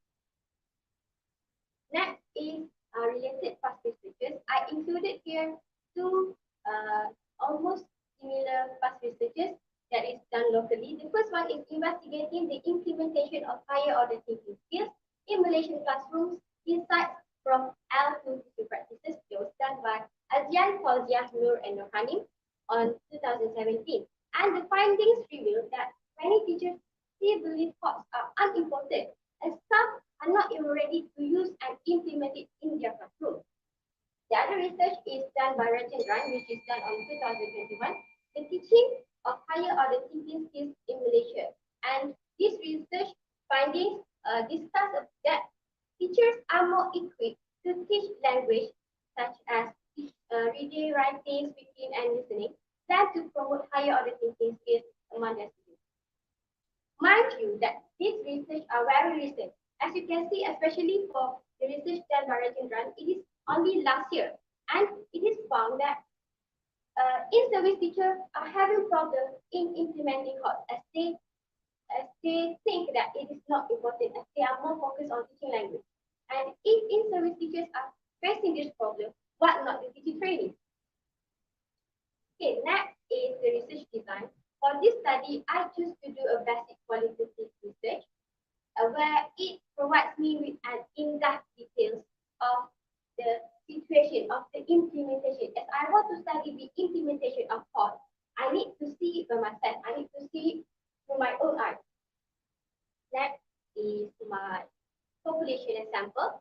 This study was conducted here in IPGKDRI, and my population is from tester PISNP June 2019 intake, and my sample involves only 5 teacher trainees. These are my participants, and these participants were chosen based on the criteria Based on this criteria, the first one is they should be English language primary school teacher trainees. The second one is have completed practical ones, and the last one is achieve grade A or A plus during teaching practical. And I want to explain to you here that why I chose 5 participants for my study is because according to Dawkins 2012, the most appropriate and desired sample size for a basic quantitative research is between 5 to 50 participants. Okay, next is the selection procedures. First, I conducted interview session with my 5 participants, and the interview questions are semi-structured. There are 11 questions during the interview session, and it was recorded. Then the interview was transcribed by hand manually. It is really time consuming, but that was the best that I can do as I don't have the money to buy the software. Okay, next is document analysis. I asked my participants to provide me with their lesson plans, teaching reflections, and also teaching materials. And the last one is classroom observation. This is the most important thing because I want to see the implementation. If they only mention about their implementation of thoughts in interview, then there are no solid evidence, right? So the recordings of the lesson were provided by the participants for me, and then this is a non-participant observation because I do not want to feel the vibes in the classroom, and I did not want to introduce the lesson. Okay, next one is data analysis procedure. For this research, I analyze the data through thematic analysis that is done deductively. For document analysis, I use checklist. For classroom observation, I use descriptive screen notes. And for the interview, it is hand-coded and I use thematic analysis. And then all the data collected from these 3 sources, from these 3 methods, were then triangulated. As Presper and Fetterman 2021 state that triangulation ensures the study's reliability by obtaining data from various sources, individuals, or processes. By conducting triangulation towards these 3 data sources, I can ensure that my data is reliable and valid. The next one is the findings for research question 1. Research question 1 is how do the teacher trainees implement HOTS in ESL classroom during practical. For this research question, I extracted 4 things. The first one is applying levels in ESL classroom activity. The second one is analyzing levels in ESL classroom activities. The third one is evaluating level in ESL classroom activities. And the last one is rating levels in ESL classroom activities. As you can see from the slide, for thing 1 and thing 2, which is applying and analyzing level of thoughts, all participants use the same method, the same implementation by conducting question and answer activity, and another one is gamification. For example, for question and answer activity, my participant 4 applied students' previous knowledge on the topic of transportation as she was teaching the lesson on that day. She asked her students how to migrate from Malaysia to Persia, as she knows that her students already learned about transportation. And by asking that question, her students need to recall the information, and also by recalling, they should apply their knowledge that day. And then another one is gamification. Gamification is applied in both levels by using online gaming applications, where this application allows teacher trainees, the participants of my study, to construct their own questions by and they are free to determine the levels of the question, and where they will implement applying levels and also analyzing levels in the question. And for thing 3, which is evaluating levels in ESL classroom activities, this was implemented by participants through storytelling and read aloud activities. Only participants 4 implemented evaluating in group teaching. And for storytelling, participant 4 asked her students to make connection. She conducted an activity where her students were supposed to make connection between the plot of the story and also real life situation, where she asked her students on what would they do if they are in the same shoes as Alibaba, where Alibaba had lots of money, and what would they do if they had that sum of money and why? By asking the question why here, participant 4 actually implement evaluating level in her teaching. As evaluating level requires her student, this activity requires her students to make fair judgment of their choices and also apply their reasoning skills. Next is creating. For creating levels in ESL classroom activity, there are two activities which are craft creating activity and crafting. I will take my example from my first participant. For creating activity, my first participant conducted an activity on a lesson on the topic of recycling. First, she introduced the concept of recycling for her students, and then she also exposed her students to some of the items that can be recycled. And then, as the lesson goes on, during the production stage, she asked her students to create recycle product that by using any items that can be found around their house. Okay, next is the finding for research question 2. My research question 2 is what are the main levels of thought used in ESL classroom during practical? The extracted theme for this research question is theme 5, which is the main level of thought implemented in ESL classroom. In order to find the main level that is implemented, I recorded and analyzed the number of activities that are implemented in the classroom by my participants. As you can see from the table, applying level has the highest number of activities, where all of the participants implemented applying level in their teaching. According to the interviews that I had done with the participants, there are a few factors contributing to the implementation of applying level in. The first one is because of pandemic constraint. The second one is because of time constraint, and the last one is because it is a much more less complicated level compared to the other three levels, which are analyzing, evaluating, and also creating. Only participant 2 implemented analyzing level, and only participant 4 implemented evaluating level in teaching. And the participants attributed their lack of implementation on these two levels because of their students' abilities and also their limited knowledge on analyzing and evaluating level. Other than that, it is because of the mixed abilities. Okay, next is the conclusion for research question 1. The findings suggest that all teacher trainees implemented thoughts in their classroom, in ESL classroom, and for applying level and analyzing level, the activity implemented is the same, which are question and answer activity and also gamification. For evaluating level, the activity implemented is through storytelling and read aloud activity, and for creating level, it is creating and crafting activity. For research question 2, applying level is the most implemented course level in ESL classroom by teacher trainees. Okay, next is the recommendations for stakeholders. Stakeholders can explore new insights and discovering the most suitable methods in preparing teacher trainees, especially in hot aspect. As we all know that stakeholders are the ones who are responsible to introduce the new curriculum design or new teaching practice to the education, right?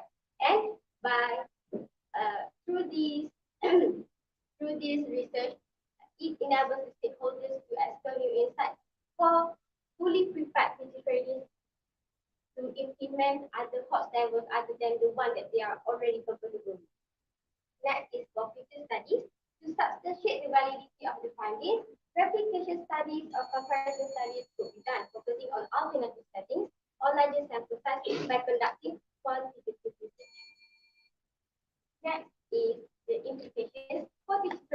this research, teacher trainees can improve their understanding and also promotes the implementation of thoughts, as this study allows teacher trainees to self-reflect and self-evaluate their thoughts implementation in the classroom. Other than that, for instructors or lecturers, they can improve and modify their teaching strategies and also teaching practices so that it is tailored to the preferences and needs of teaching trainees.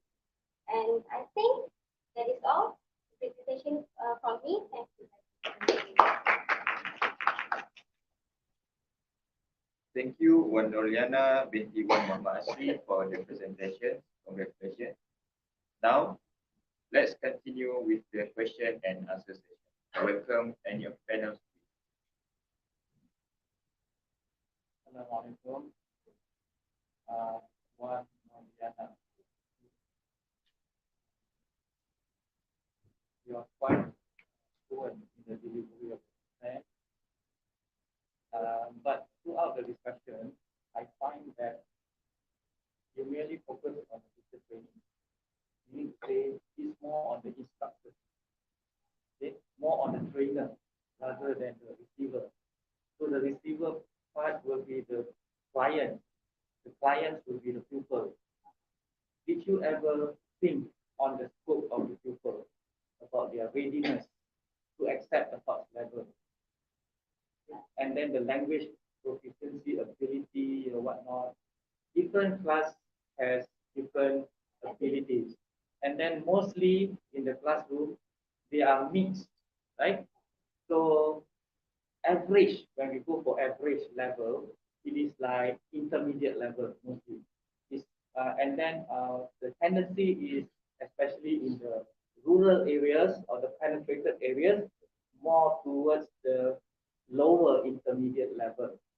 So how do you think these thoughts can really play the role and really be injected to the pupil in the teaching? Okay, thank you so much, sir, for the question.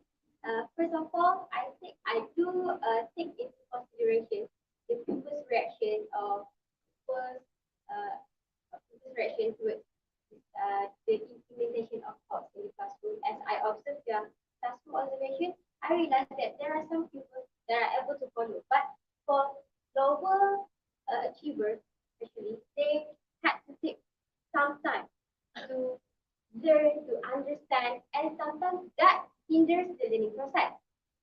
And according to the interviews that was done with my participants, I also asked them the same questions. What are the challenges that you face as you implemented thoughts? And they said the same thing, that the mixed ability classrooms actually hinders them from practicing and implementing at the thoughts level.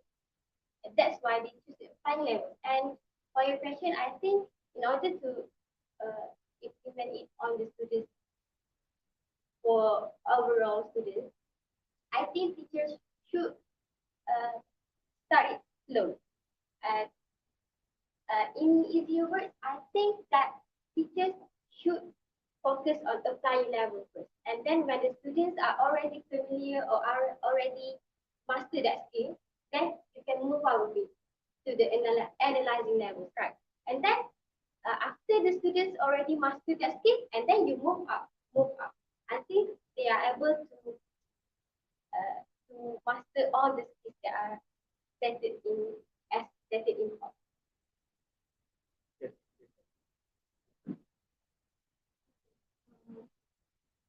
Congratulations, Wan Noriana. Okay, so my question is about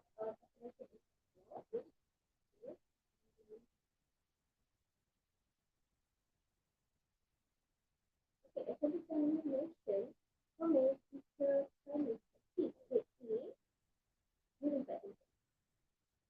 For my population, as I choose my population to be PISM tested in 2019, in my class there are only 22 students, and 3 of us achieved A+, and another the remainder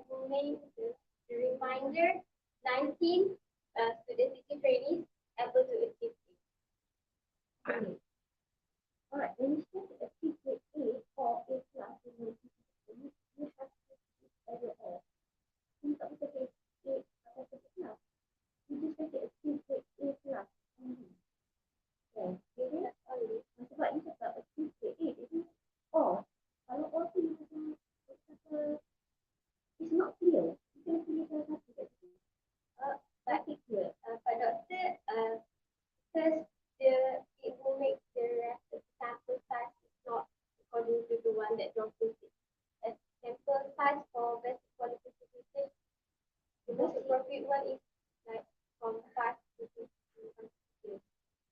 Okay, can you make me clear what is basic quantitative? What is your basic quantitative?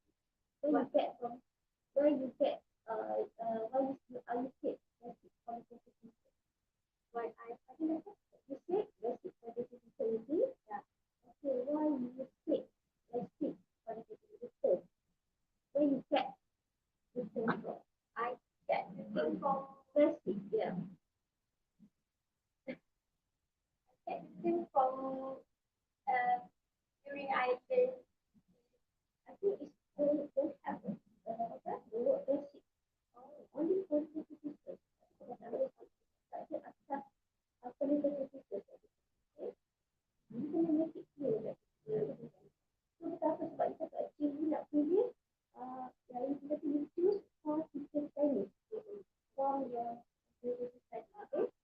So for teacher training it is included 3 A-class teaching practices and 2 A.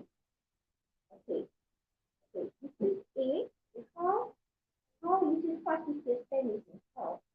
it is focusing sampling. Yes, okay, yes, right. Have you do any diagnostic steps to check for teacher training for you? Have you do any test? Actually, I choose the sample from the Salon rentas. Okay, Salon rentas is A-class, is it? Salon rentas is not A-class? only rentas got A class and Salon rentas ada Salon rentas got A. Okay. Tapi saya still curious sebab you cakap you ada 5 teachers, okay, 5 teachers training. Okay, teacher training. Okay, 5 teacher training, okay. 3 A-class, 2 A. Okay, so A tu ramai, 19. Okay, 19 tu, okay. You get nanti berapa yang dapat A? Oh, tiga that yang dua lagi. Actually, I did not know their actual mark. I only know their grade because I am no expert in this. So I believe in the For my opinion, my suggestion, you should involve on 2 teachers. It's not only. Okay, bila you choose kata A, ada A juga include in 5 teachers. Because how you choose lagi yang A tu, macam mana? So ada nanti dalam tu. Okay, if you say you mention, you kata you buat analysis test, it's okay. Okay, so pada you choose and do it, it's not, dan you tidak ada kata. Dan you pun tak ada kata. Okay, should be clear about it. Okay, and then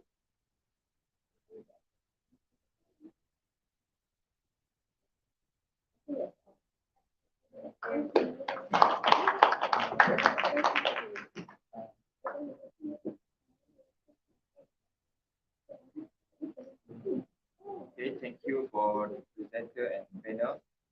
And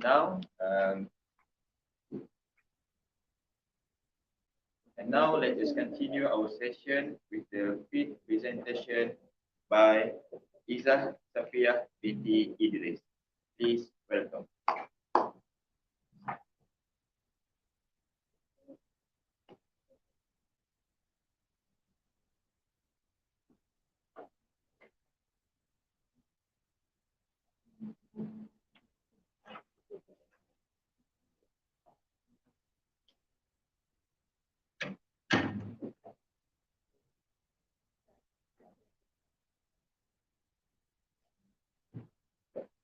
Bismillahirrahmanirrahim. Assalamualaikum warahmatullahi wabarakatuh and a very good morning. I bid to our respected evaluation panel, moderator, participant and also fellow presenters. My name is Izzah Safiyah binti Idris and today I will be presenting my research with the title Investigating Teacher Training Implementation of Differentiated Learning in Teaching English During Practical. So from this moment on, I will be referring differentiated learning as Okay, without further ado, let's start with the background of the study. So as we all know, learners, regardless of their academic backgrounds, they deserve equal learning opportunities. This is also outlined in the Malaysian Education Blueprint 2013 to 2025, whereby they outline the 5 systems as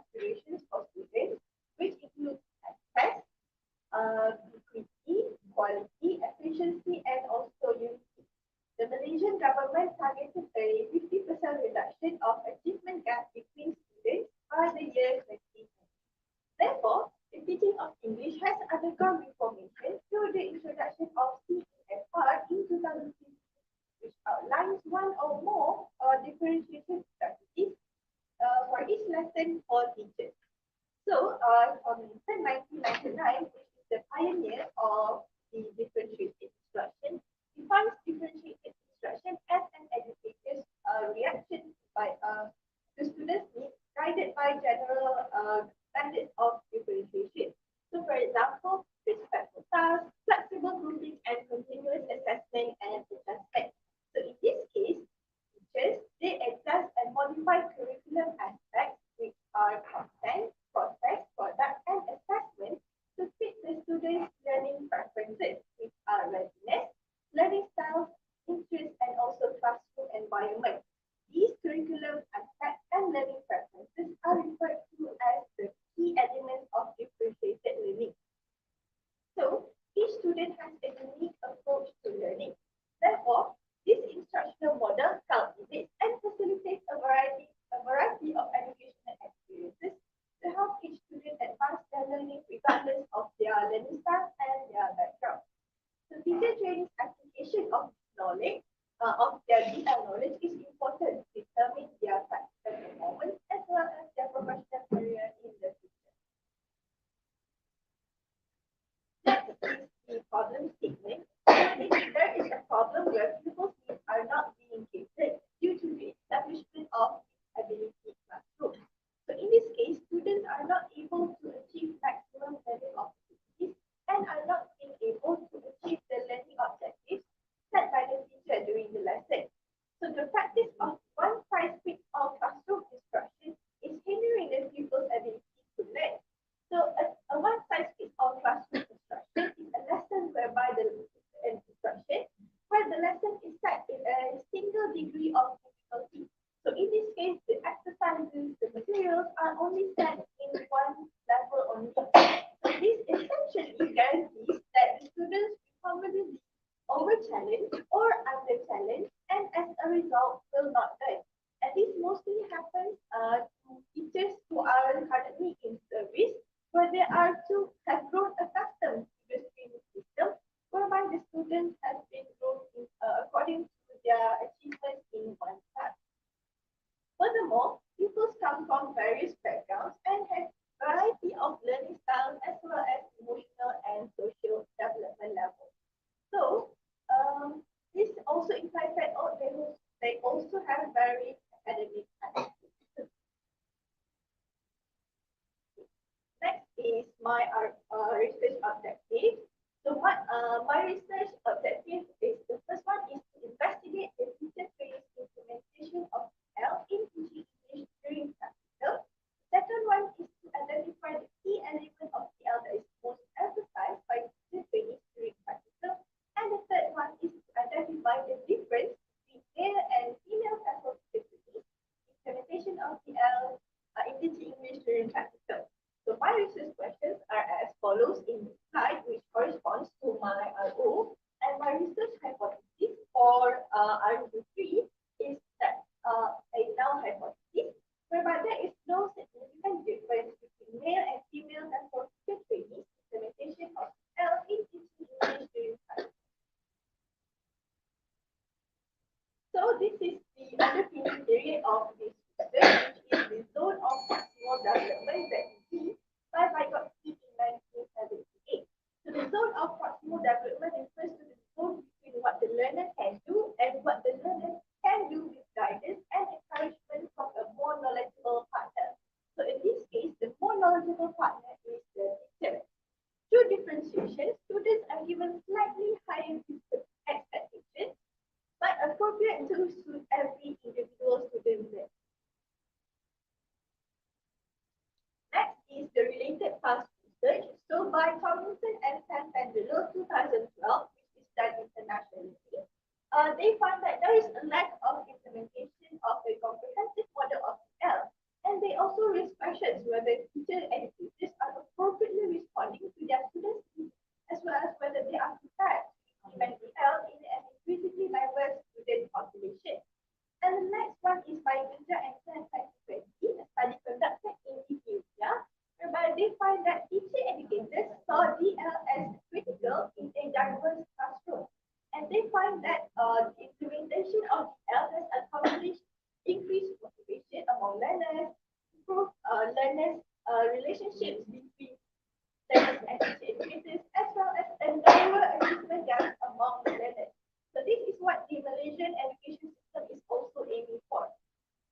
And the last one is the local research by Muhammad Ikhwan Hassan and Alfina, 2019, whereby they find that differentiation is seen as a good strategy in educating varied academic learners by TS25 school teachers, and it also fosters better, fun and fulfilling student-centered teaching and learning sessions. However, this research also recommends that the teachers need more DL workshops to train them regarding this instructional model. Next is research design. So I have chosen a quantitative approach and a survey research because I wanted to know the overview of the whole situation of whole implementation by the training. Okay. So for my population and sample, I have chosen PISMP as for June 2020 in IBCKRI, which have 7 students, because they are only the ones that are undergoing practical currently.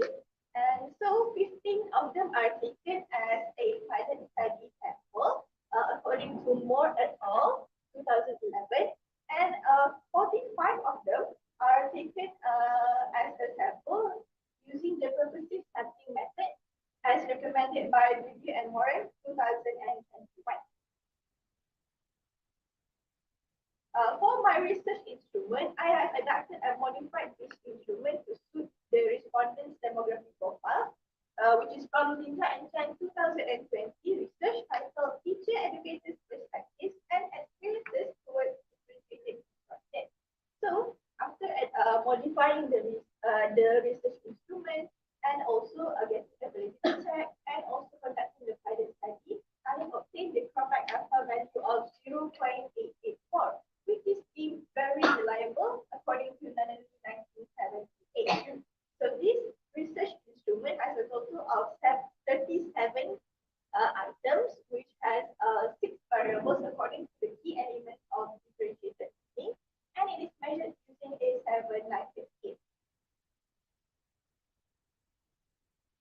So for my data analysis procedure, I have used descriptive analysis and also inferential analysis using SPSS. So the items are analyzed by mean to answer RQ1 and RQ2, and the mean scores are interpreted using the table of interpretation according to Muhammad Rashid 2020, determine their level. And an independent sample test is conducted to answer my RQ3. So let's continue with findings for my RQ1, which is to find out what is the inter-training implementation of L in teaching history practical. So it is found here that the mean score of the interpretation of L is 5.54.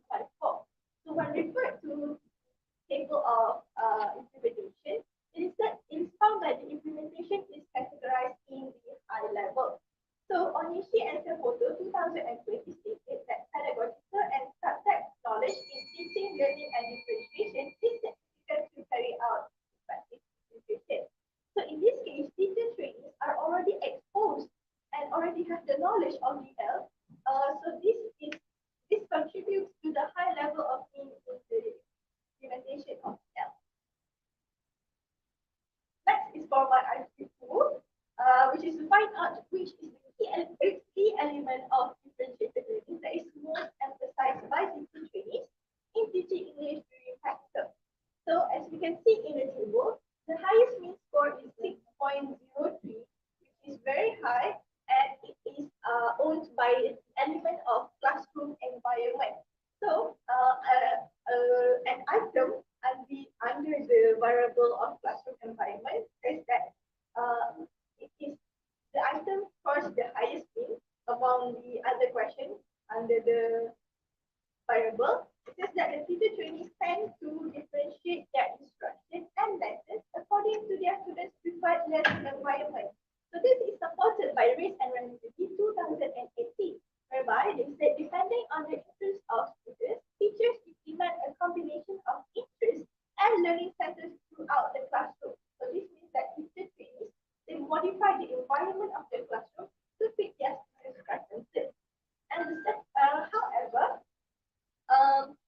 the lowest level of implementation is found in the variable assessment with the level of 5, with the mean score of 5.43. Despite it being in the high level in the table of interpretation, the score of assessment is lowest compared to the other variables.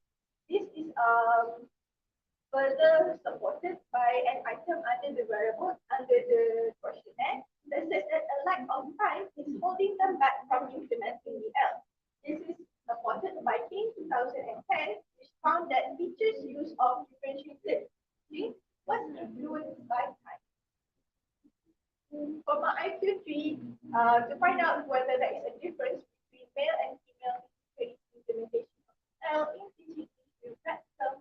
So the p-value found after the t-test is 0.738, which is higher than 0.05. So according to the University of Southampton 2022, if the p-value is higher than 0.05, then there is no significant difference between the chosen variable and the grouping variable. Therefore, it is seen here that there is no significant difference between implementation of L by teacher trainees in teaching English during practical by gender, or the null hypothesis is accepted. Next is for my conclusion. So first, the findings indicate a high level of implementation of the L by teacher trainees in teaching English during practical. Next is portrayed that teacher trainees focus more on differentiating their instructions according to their students' preferred learning environment and also learning readiness in the second place, in contrast to assessment, which is in the last place. And there is no significant difference between implementation of the L in during practical by teacher trainees by gender. Okay, so whereas for the implications, there are two parties that are involved in this research, which are teacher trainees and also in-service teachers. For teacher trainees, this research can be used as a reference for teacher trainees to identify the key elements of EL and broaden their teaching techniques according to their needs. And this research can also equip teacher trainees with more knowledge regarding EL and broaden regarding the functions of the EL, as well as broaden their creativity to create activities while implementing the L. For in-service teachers, this research serves as a further exposure on the L for special ESL teachers. So in this case, with the implementation of CEFR, teachers are now required to implement differentiated learning in that classroom. And this can also guide them in planning and constructing their lesson plan. And last but not least, my recommendation and suggestions. So first of all, I would like to recommend a change of sample. I would like to, the future researcher can conduct a research with respondents from other IPs as well, to get more variety of the data from a bigger sample. Next is research design. So the future research can conduct a qualitative research to find out the issues and challenges in implementing differentiated learning. This means they can interview the teachers and so on. And then another action research can be done to create intervention to solve the emerged issues that can become in previous contributions. And last but not least, workshops and training sessions for teachers should be done to provide teachers with real-world examples on how to implement differentiated learning. Also, with the more mastery and understanding of teachers will be more encouraged to implement differentiated learning in the classroom. I think that is all from me. Thank you.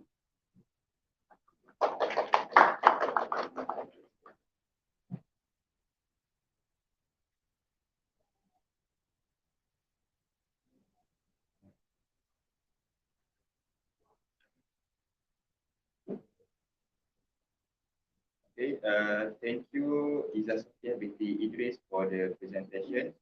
Now, let's continue with the question and answer session. I welcome any of panel speakers. Assalamualaikum. I find that your phone is quite over.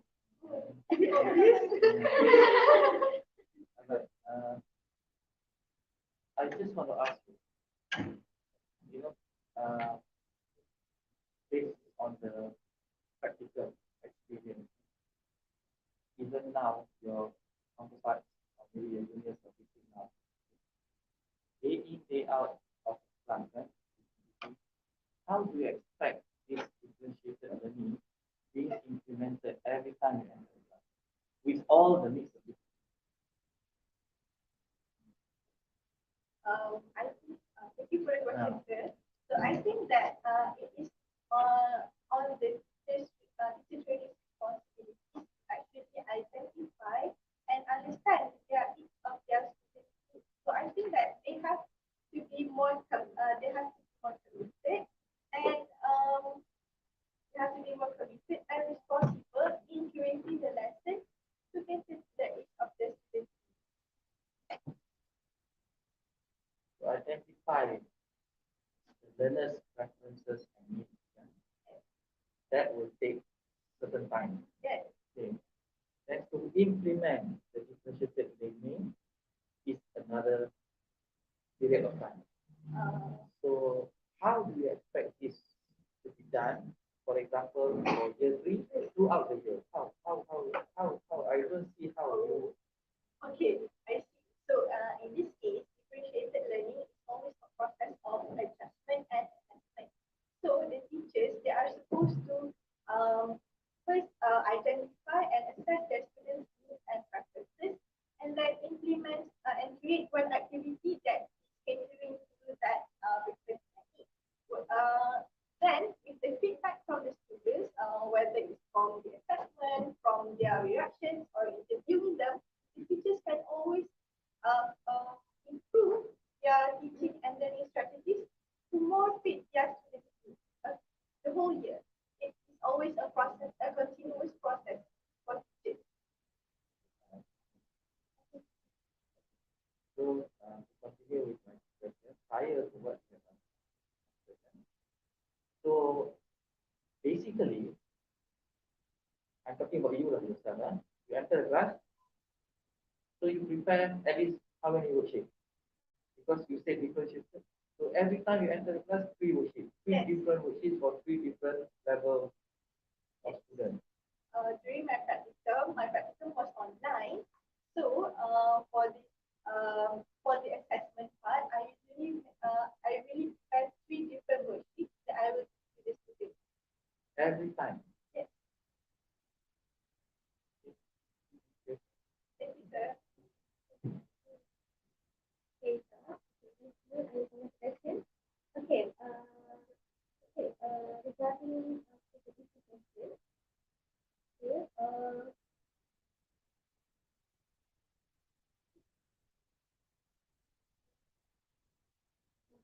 yeah, you focus more to teachers, is it? Yes. How about the teachers?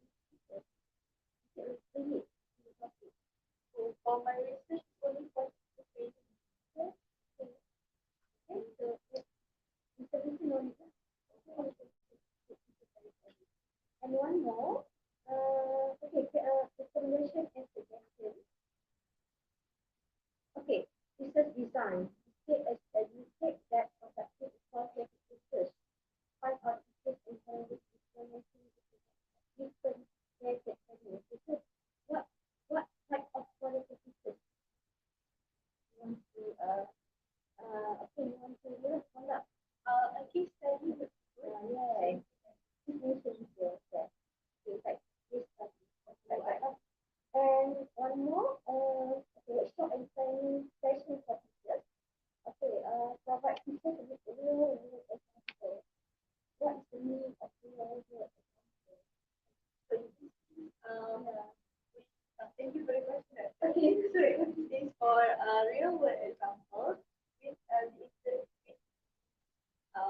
organization of the workshops and also training sessions.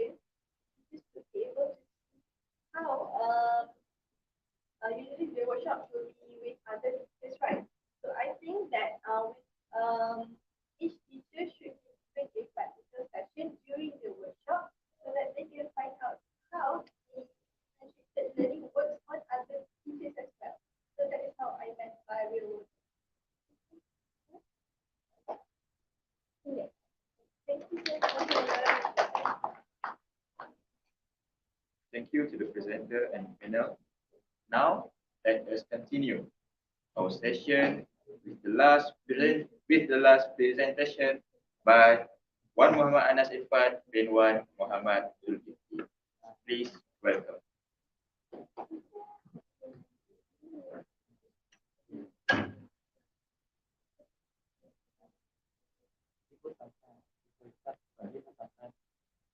Give us some target.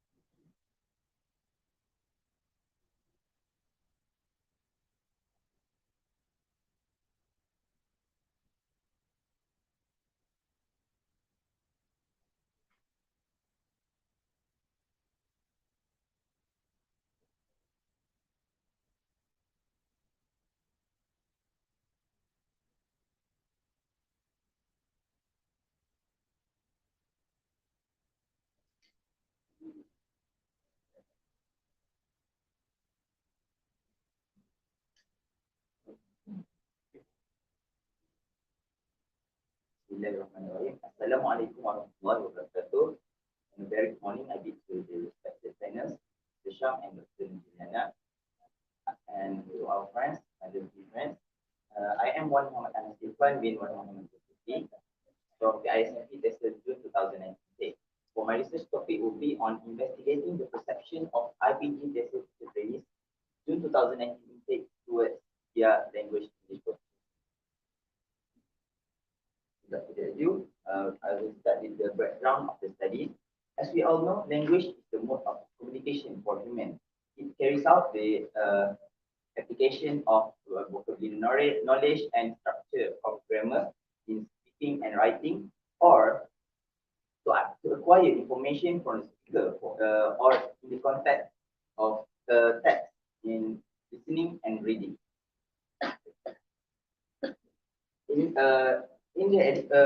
English is regarded as the international language, as it is widely used globally for various reasons.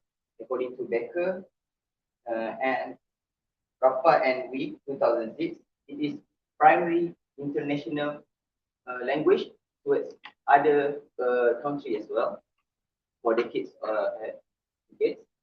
And in the education context, this refers to the language used by teachers in the subject of English. According to Richards 2017 and Richards of 2013, English language proficiency is a component of EFL teachers' subject knowledge and competency, and it is regarded as important characteristic or criterion to a good English teacher.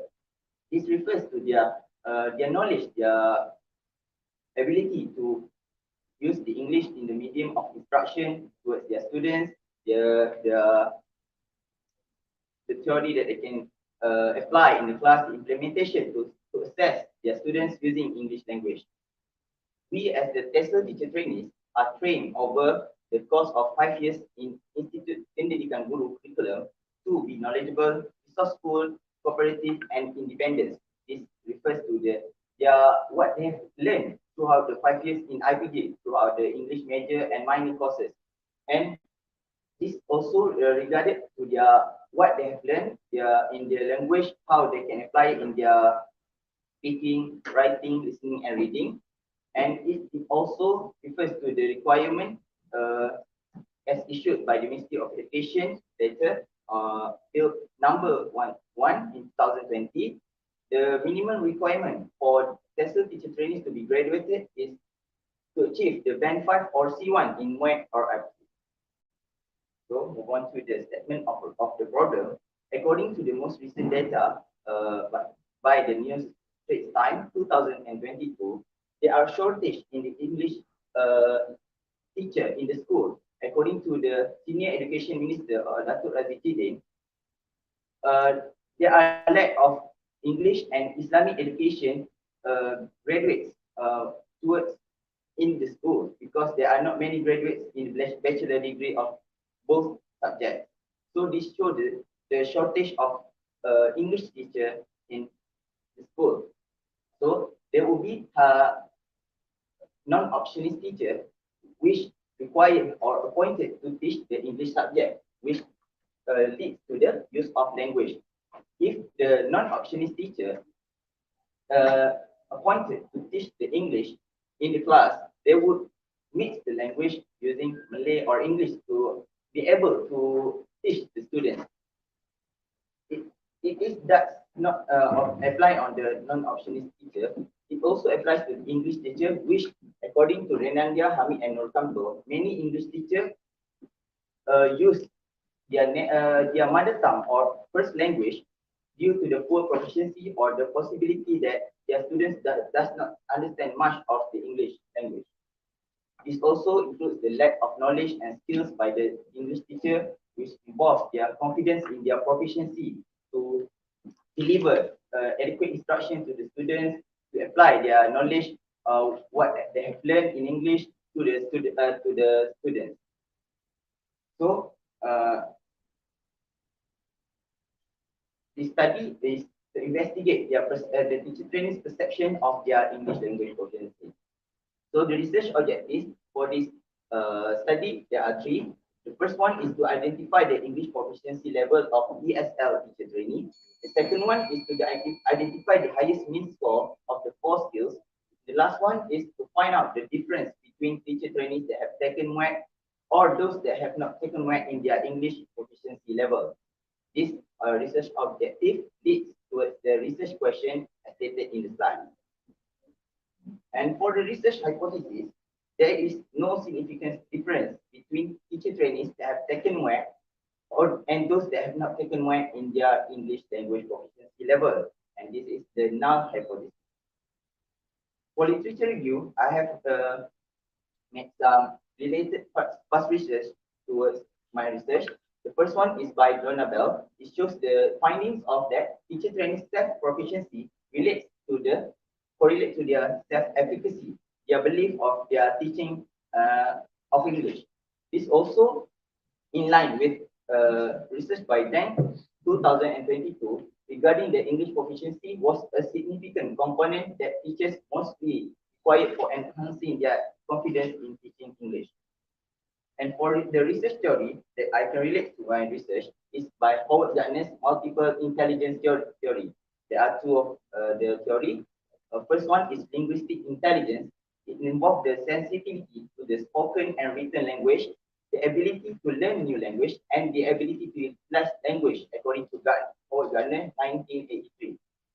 This shows that English teachers which are proficient in English can utilize the language to be able to teach the English subject to the students, to apply their knowledge, to give the knowledge on the grammatical, the vocabulary, and all of the components in the English. And the second theory is the intrapersonal. This involves the teacher trainees' capability, they understand about themselves, their ability, their capability to use the language in the class. For the research methodology, I use the quantitative approach and the survey designed to collect the data for my research towards 240. The population is towards 240 of IPGM PSMP tested June 2019 intake trainees, and sample was taken according to the Kerja and Morgan determining sample table. 148 respondents have been chosen randomly. For the research instrument, it has been adapted from Donna Bell 2018, and there are 12 items which I have used in the Google form to be distributed online to the respondents, and it measures using the 5 level of Likert scale. In the 12 items contains the 4 construct of speaking, writing, listening, and reading.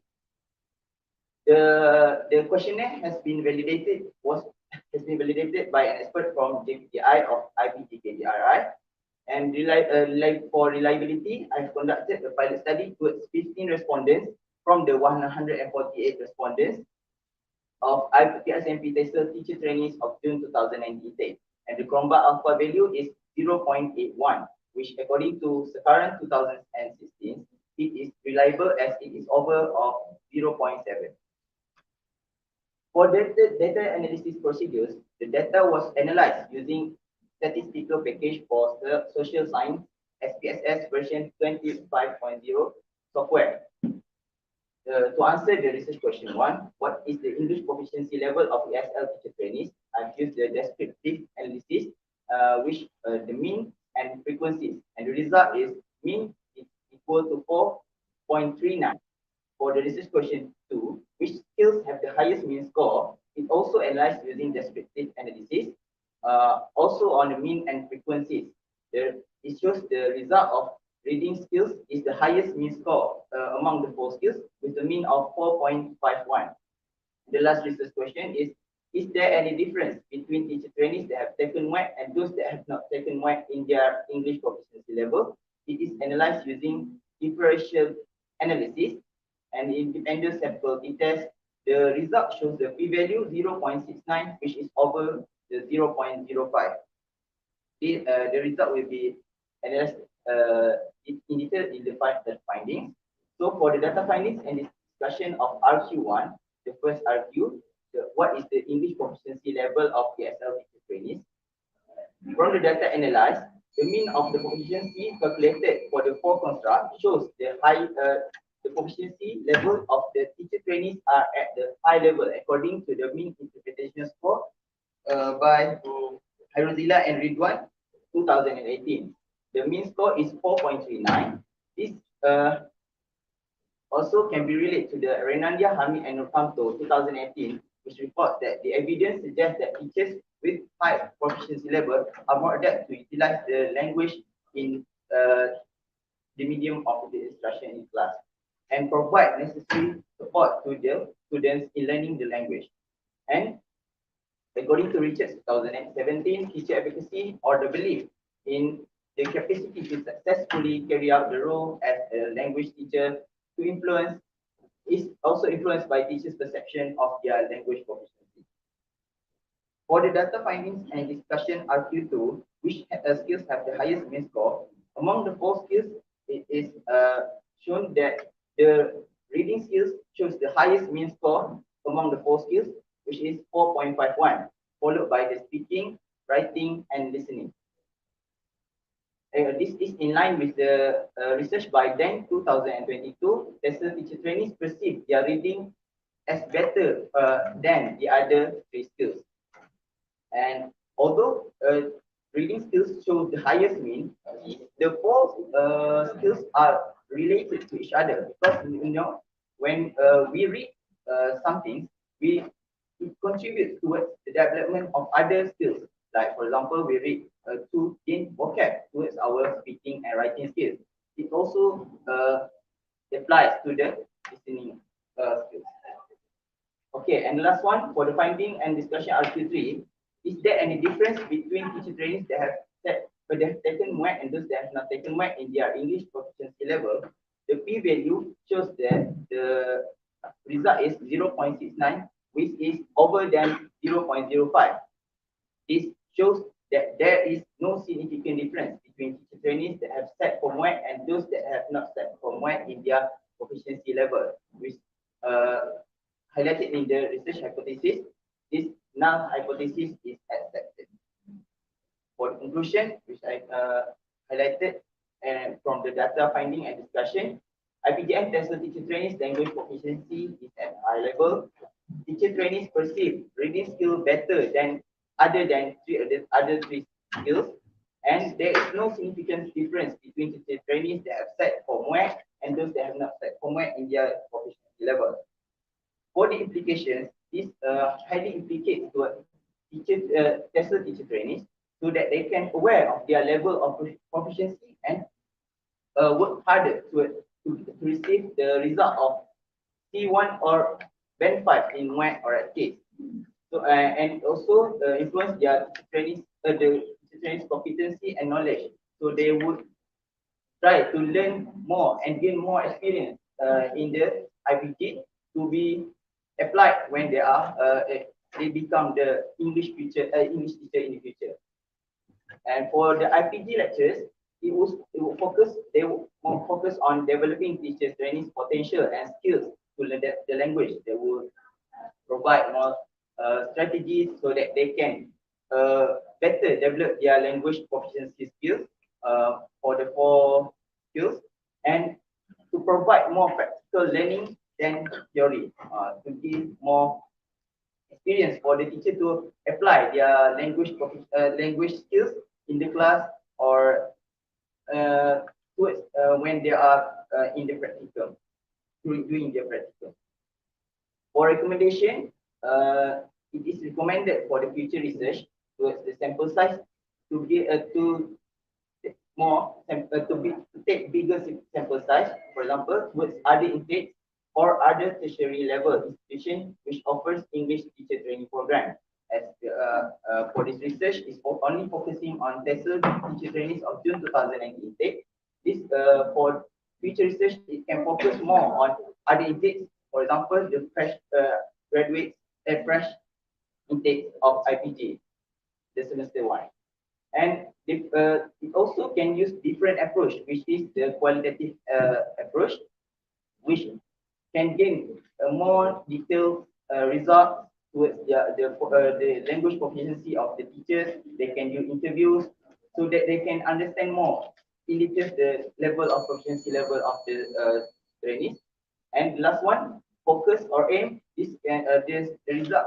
The future research can focus more on teacher trainees development of teacher language proficiency or attitude towards language learning. So that is all from me.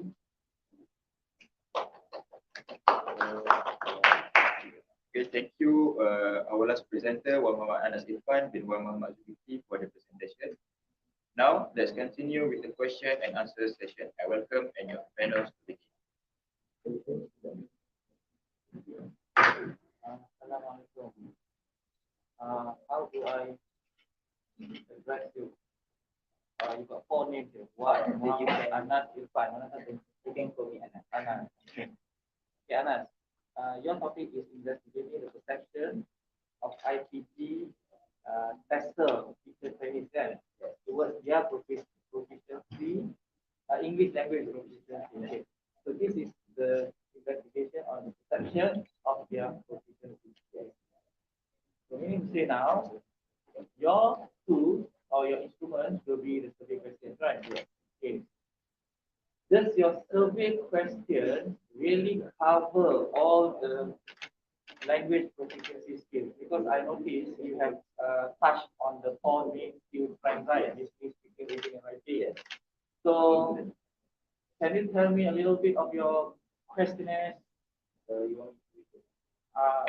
What are the things that you cover in your questionnaire? The section A, B, C. Thank you, Mr. Sham, for the question. For my questionnaire, it is adapted from the Journal Bell 2018. In the questionnaire, there are 12 items, and there are 4 factors covered in the questionnaire. For each factors, there are 3 items on the speaking skills, 3 items on the writing skills, 3 items on the listening skills, and 3 items on the reading skills. So each 3 items focus on the 4 construct of the language skills. Fair enough. Thank you.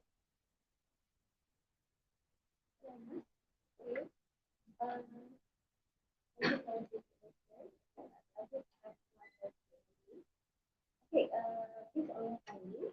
Okay. Policy question 2. Okay.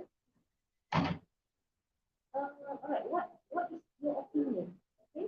Why will you still keep the answer based on your review and also policy? This is your opinion. Why? Questions. From my opinion, the reading skill achieved the highest score rather than the other skills. opinion shows that the teacher trainees are focused mainly in gaining the knowledge. They read a lot of books, especially during learning courses. They learn through English novels, the gain information from the variety of resources like the internet and more. So this highlighted the results of what they have read, the information that they have gained towards the proficiency of reading skills. They know the strategy to gain the knowledge from the text that they have read, to scan, to skim the main important points from the text. So it shows that the reading skills is highly highly accepted for them as the highest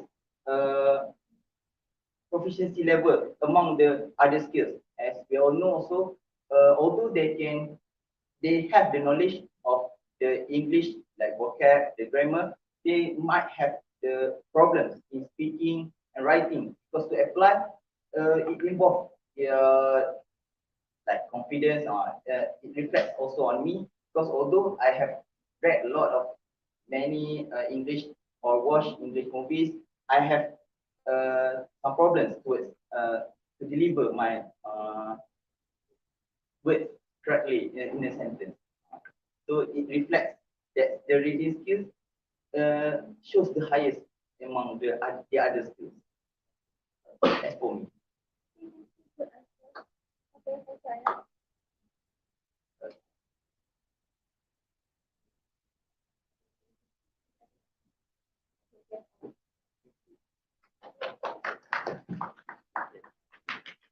Okay, thank you to the panels and the presenter. And Alhamdulillah, with the end of the last presentation, our session this morning has come to an end. Congratulations to the teacher trainees for successfully presenting their research today.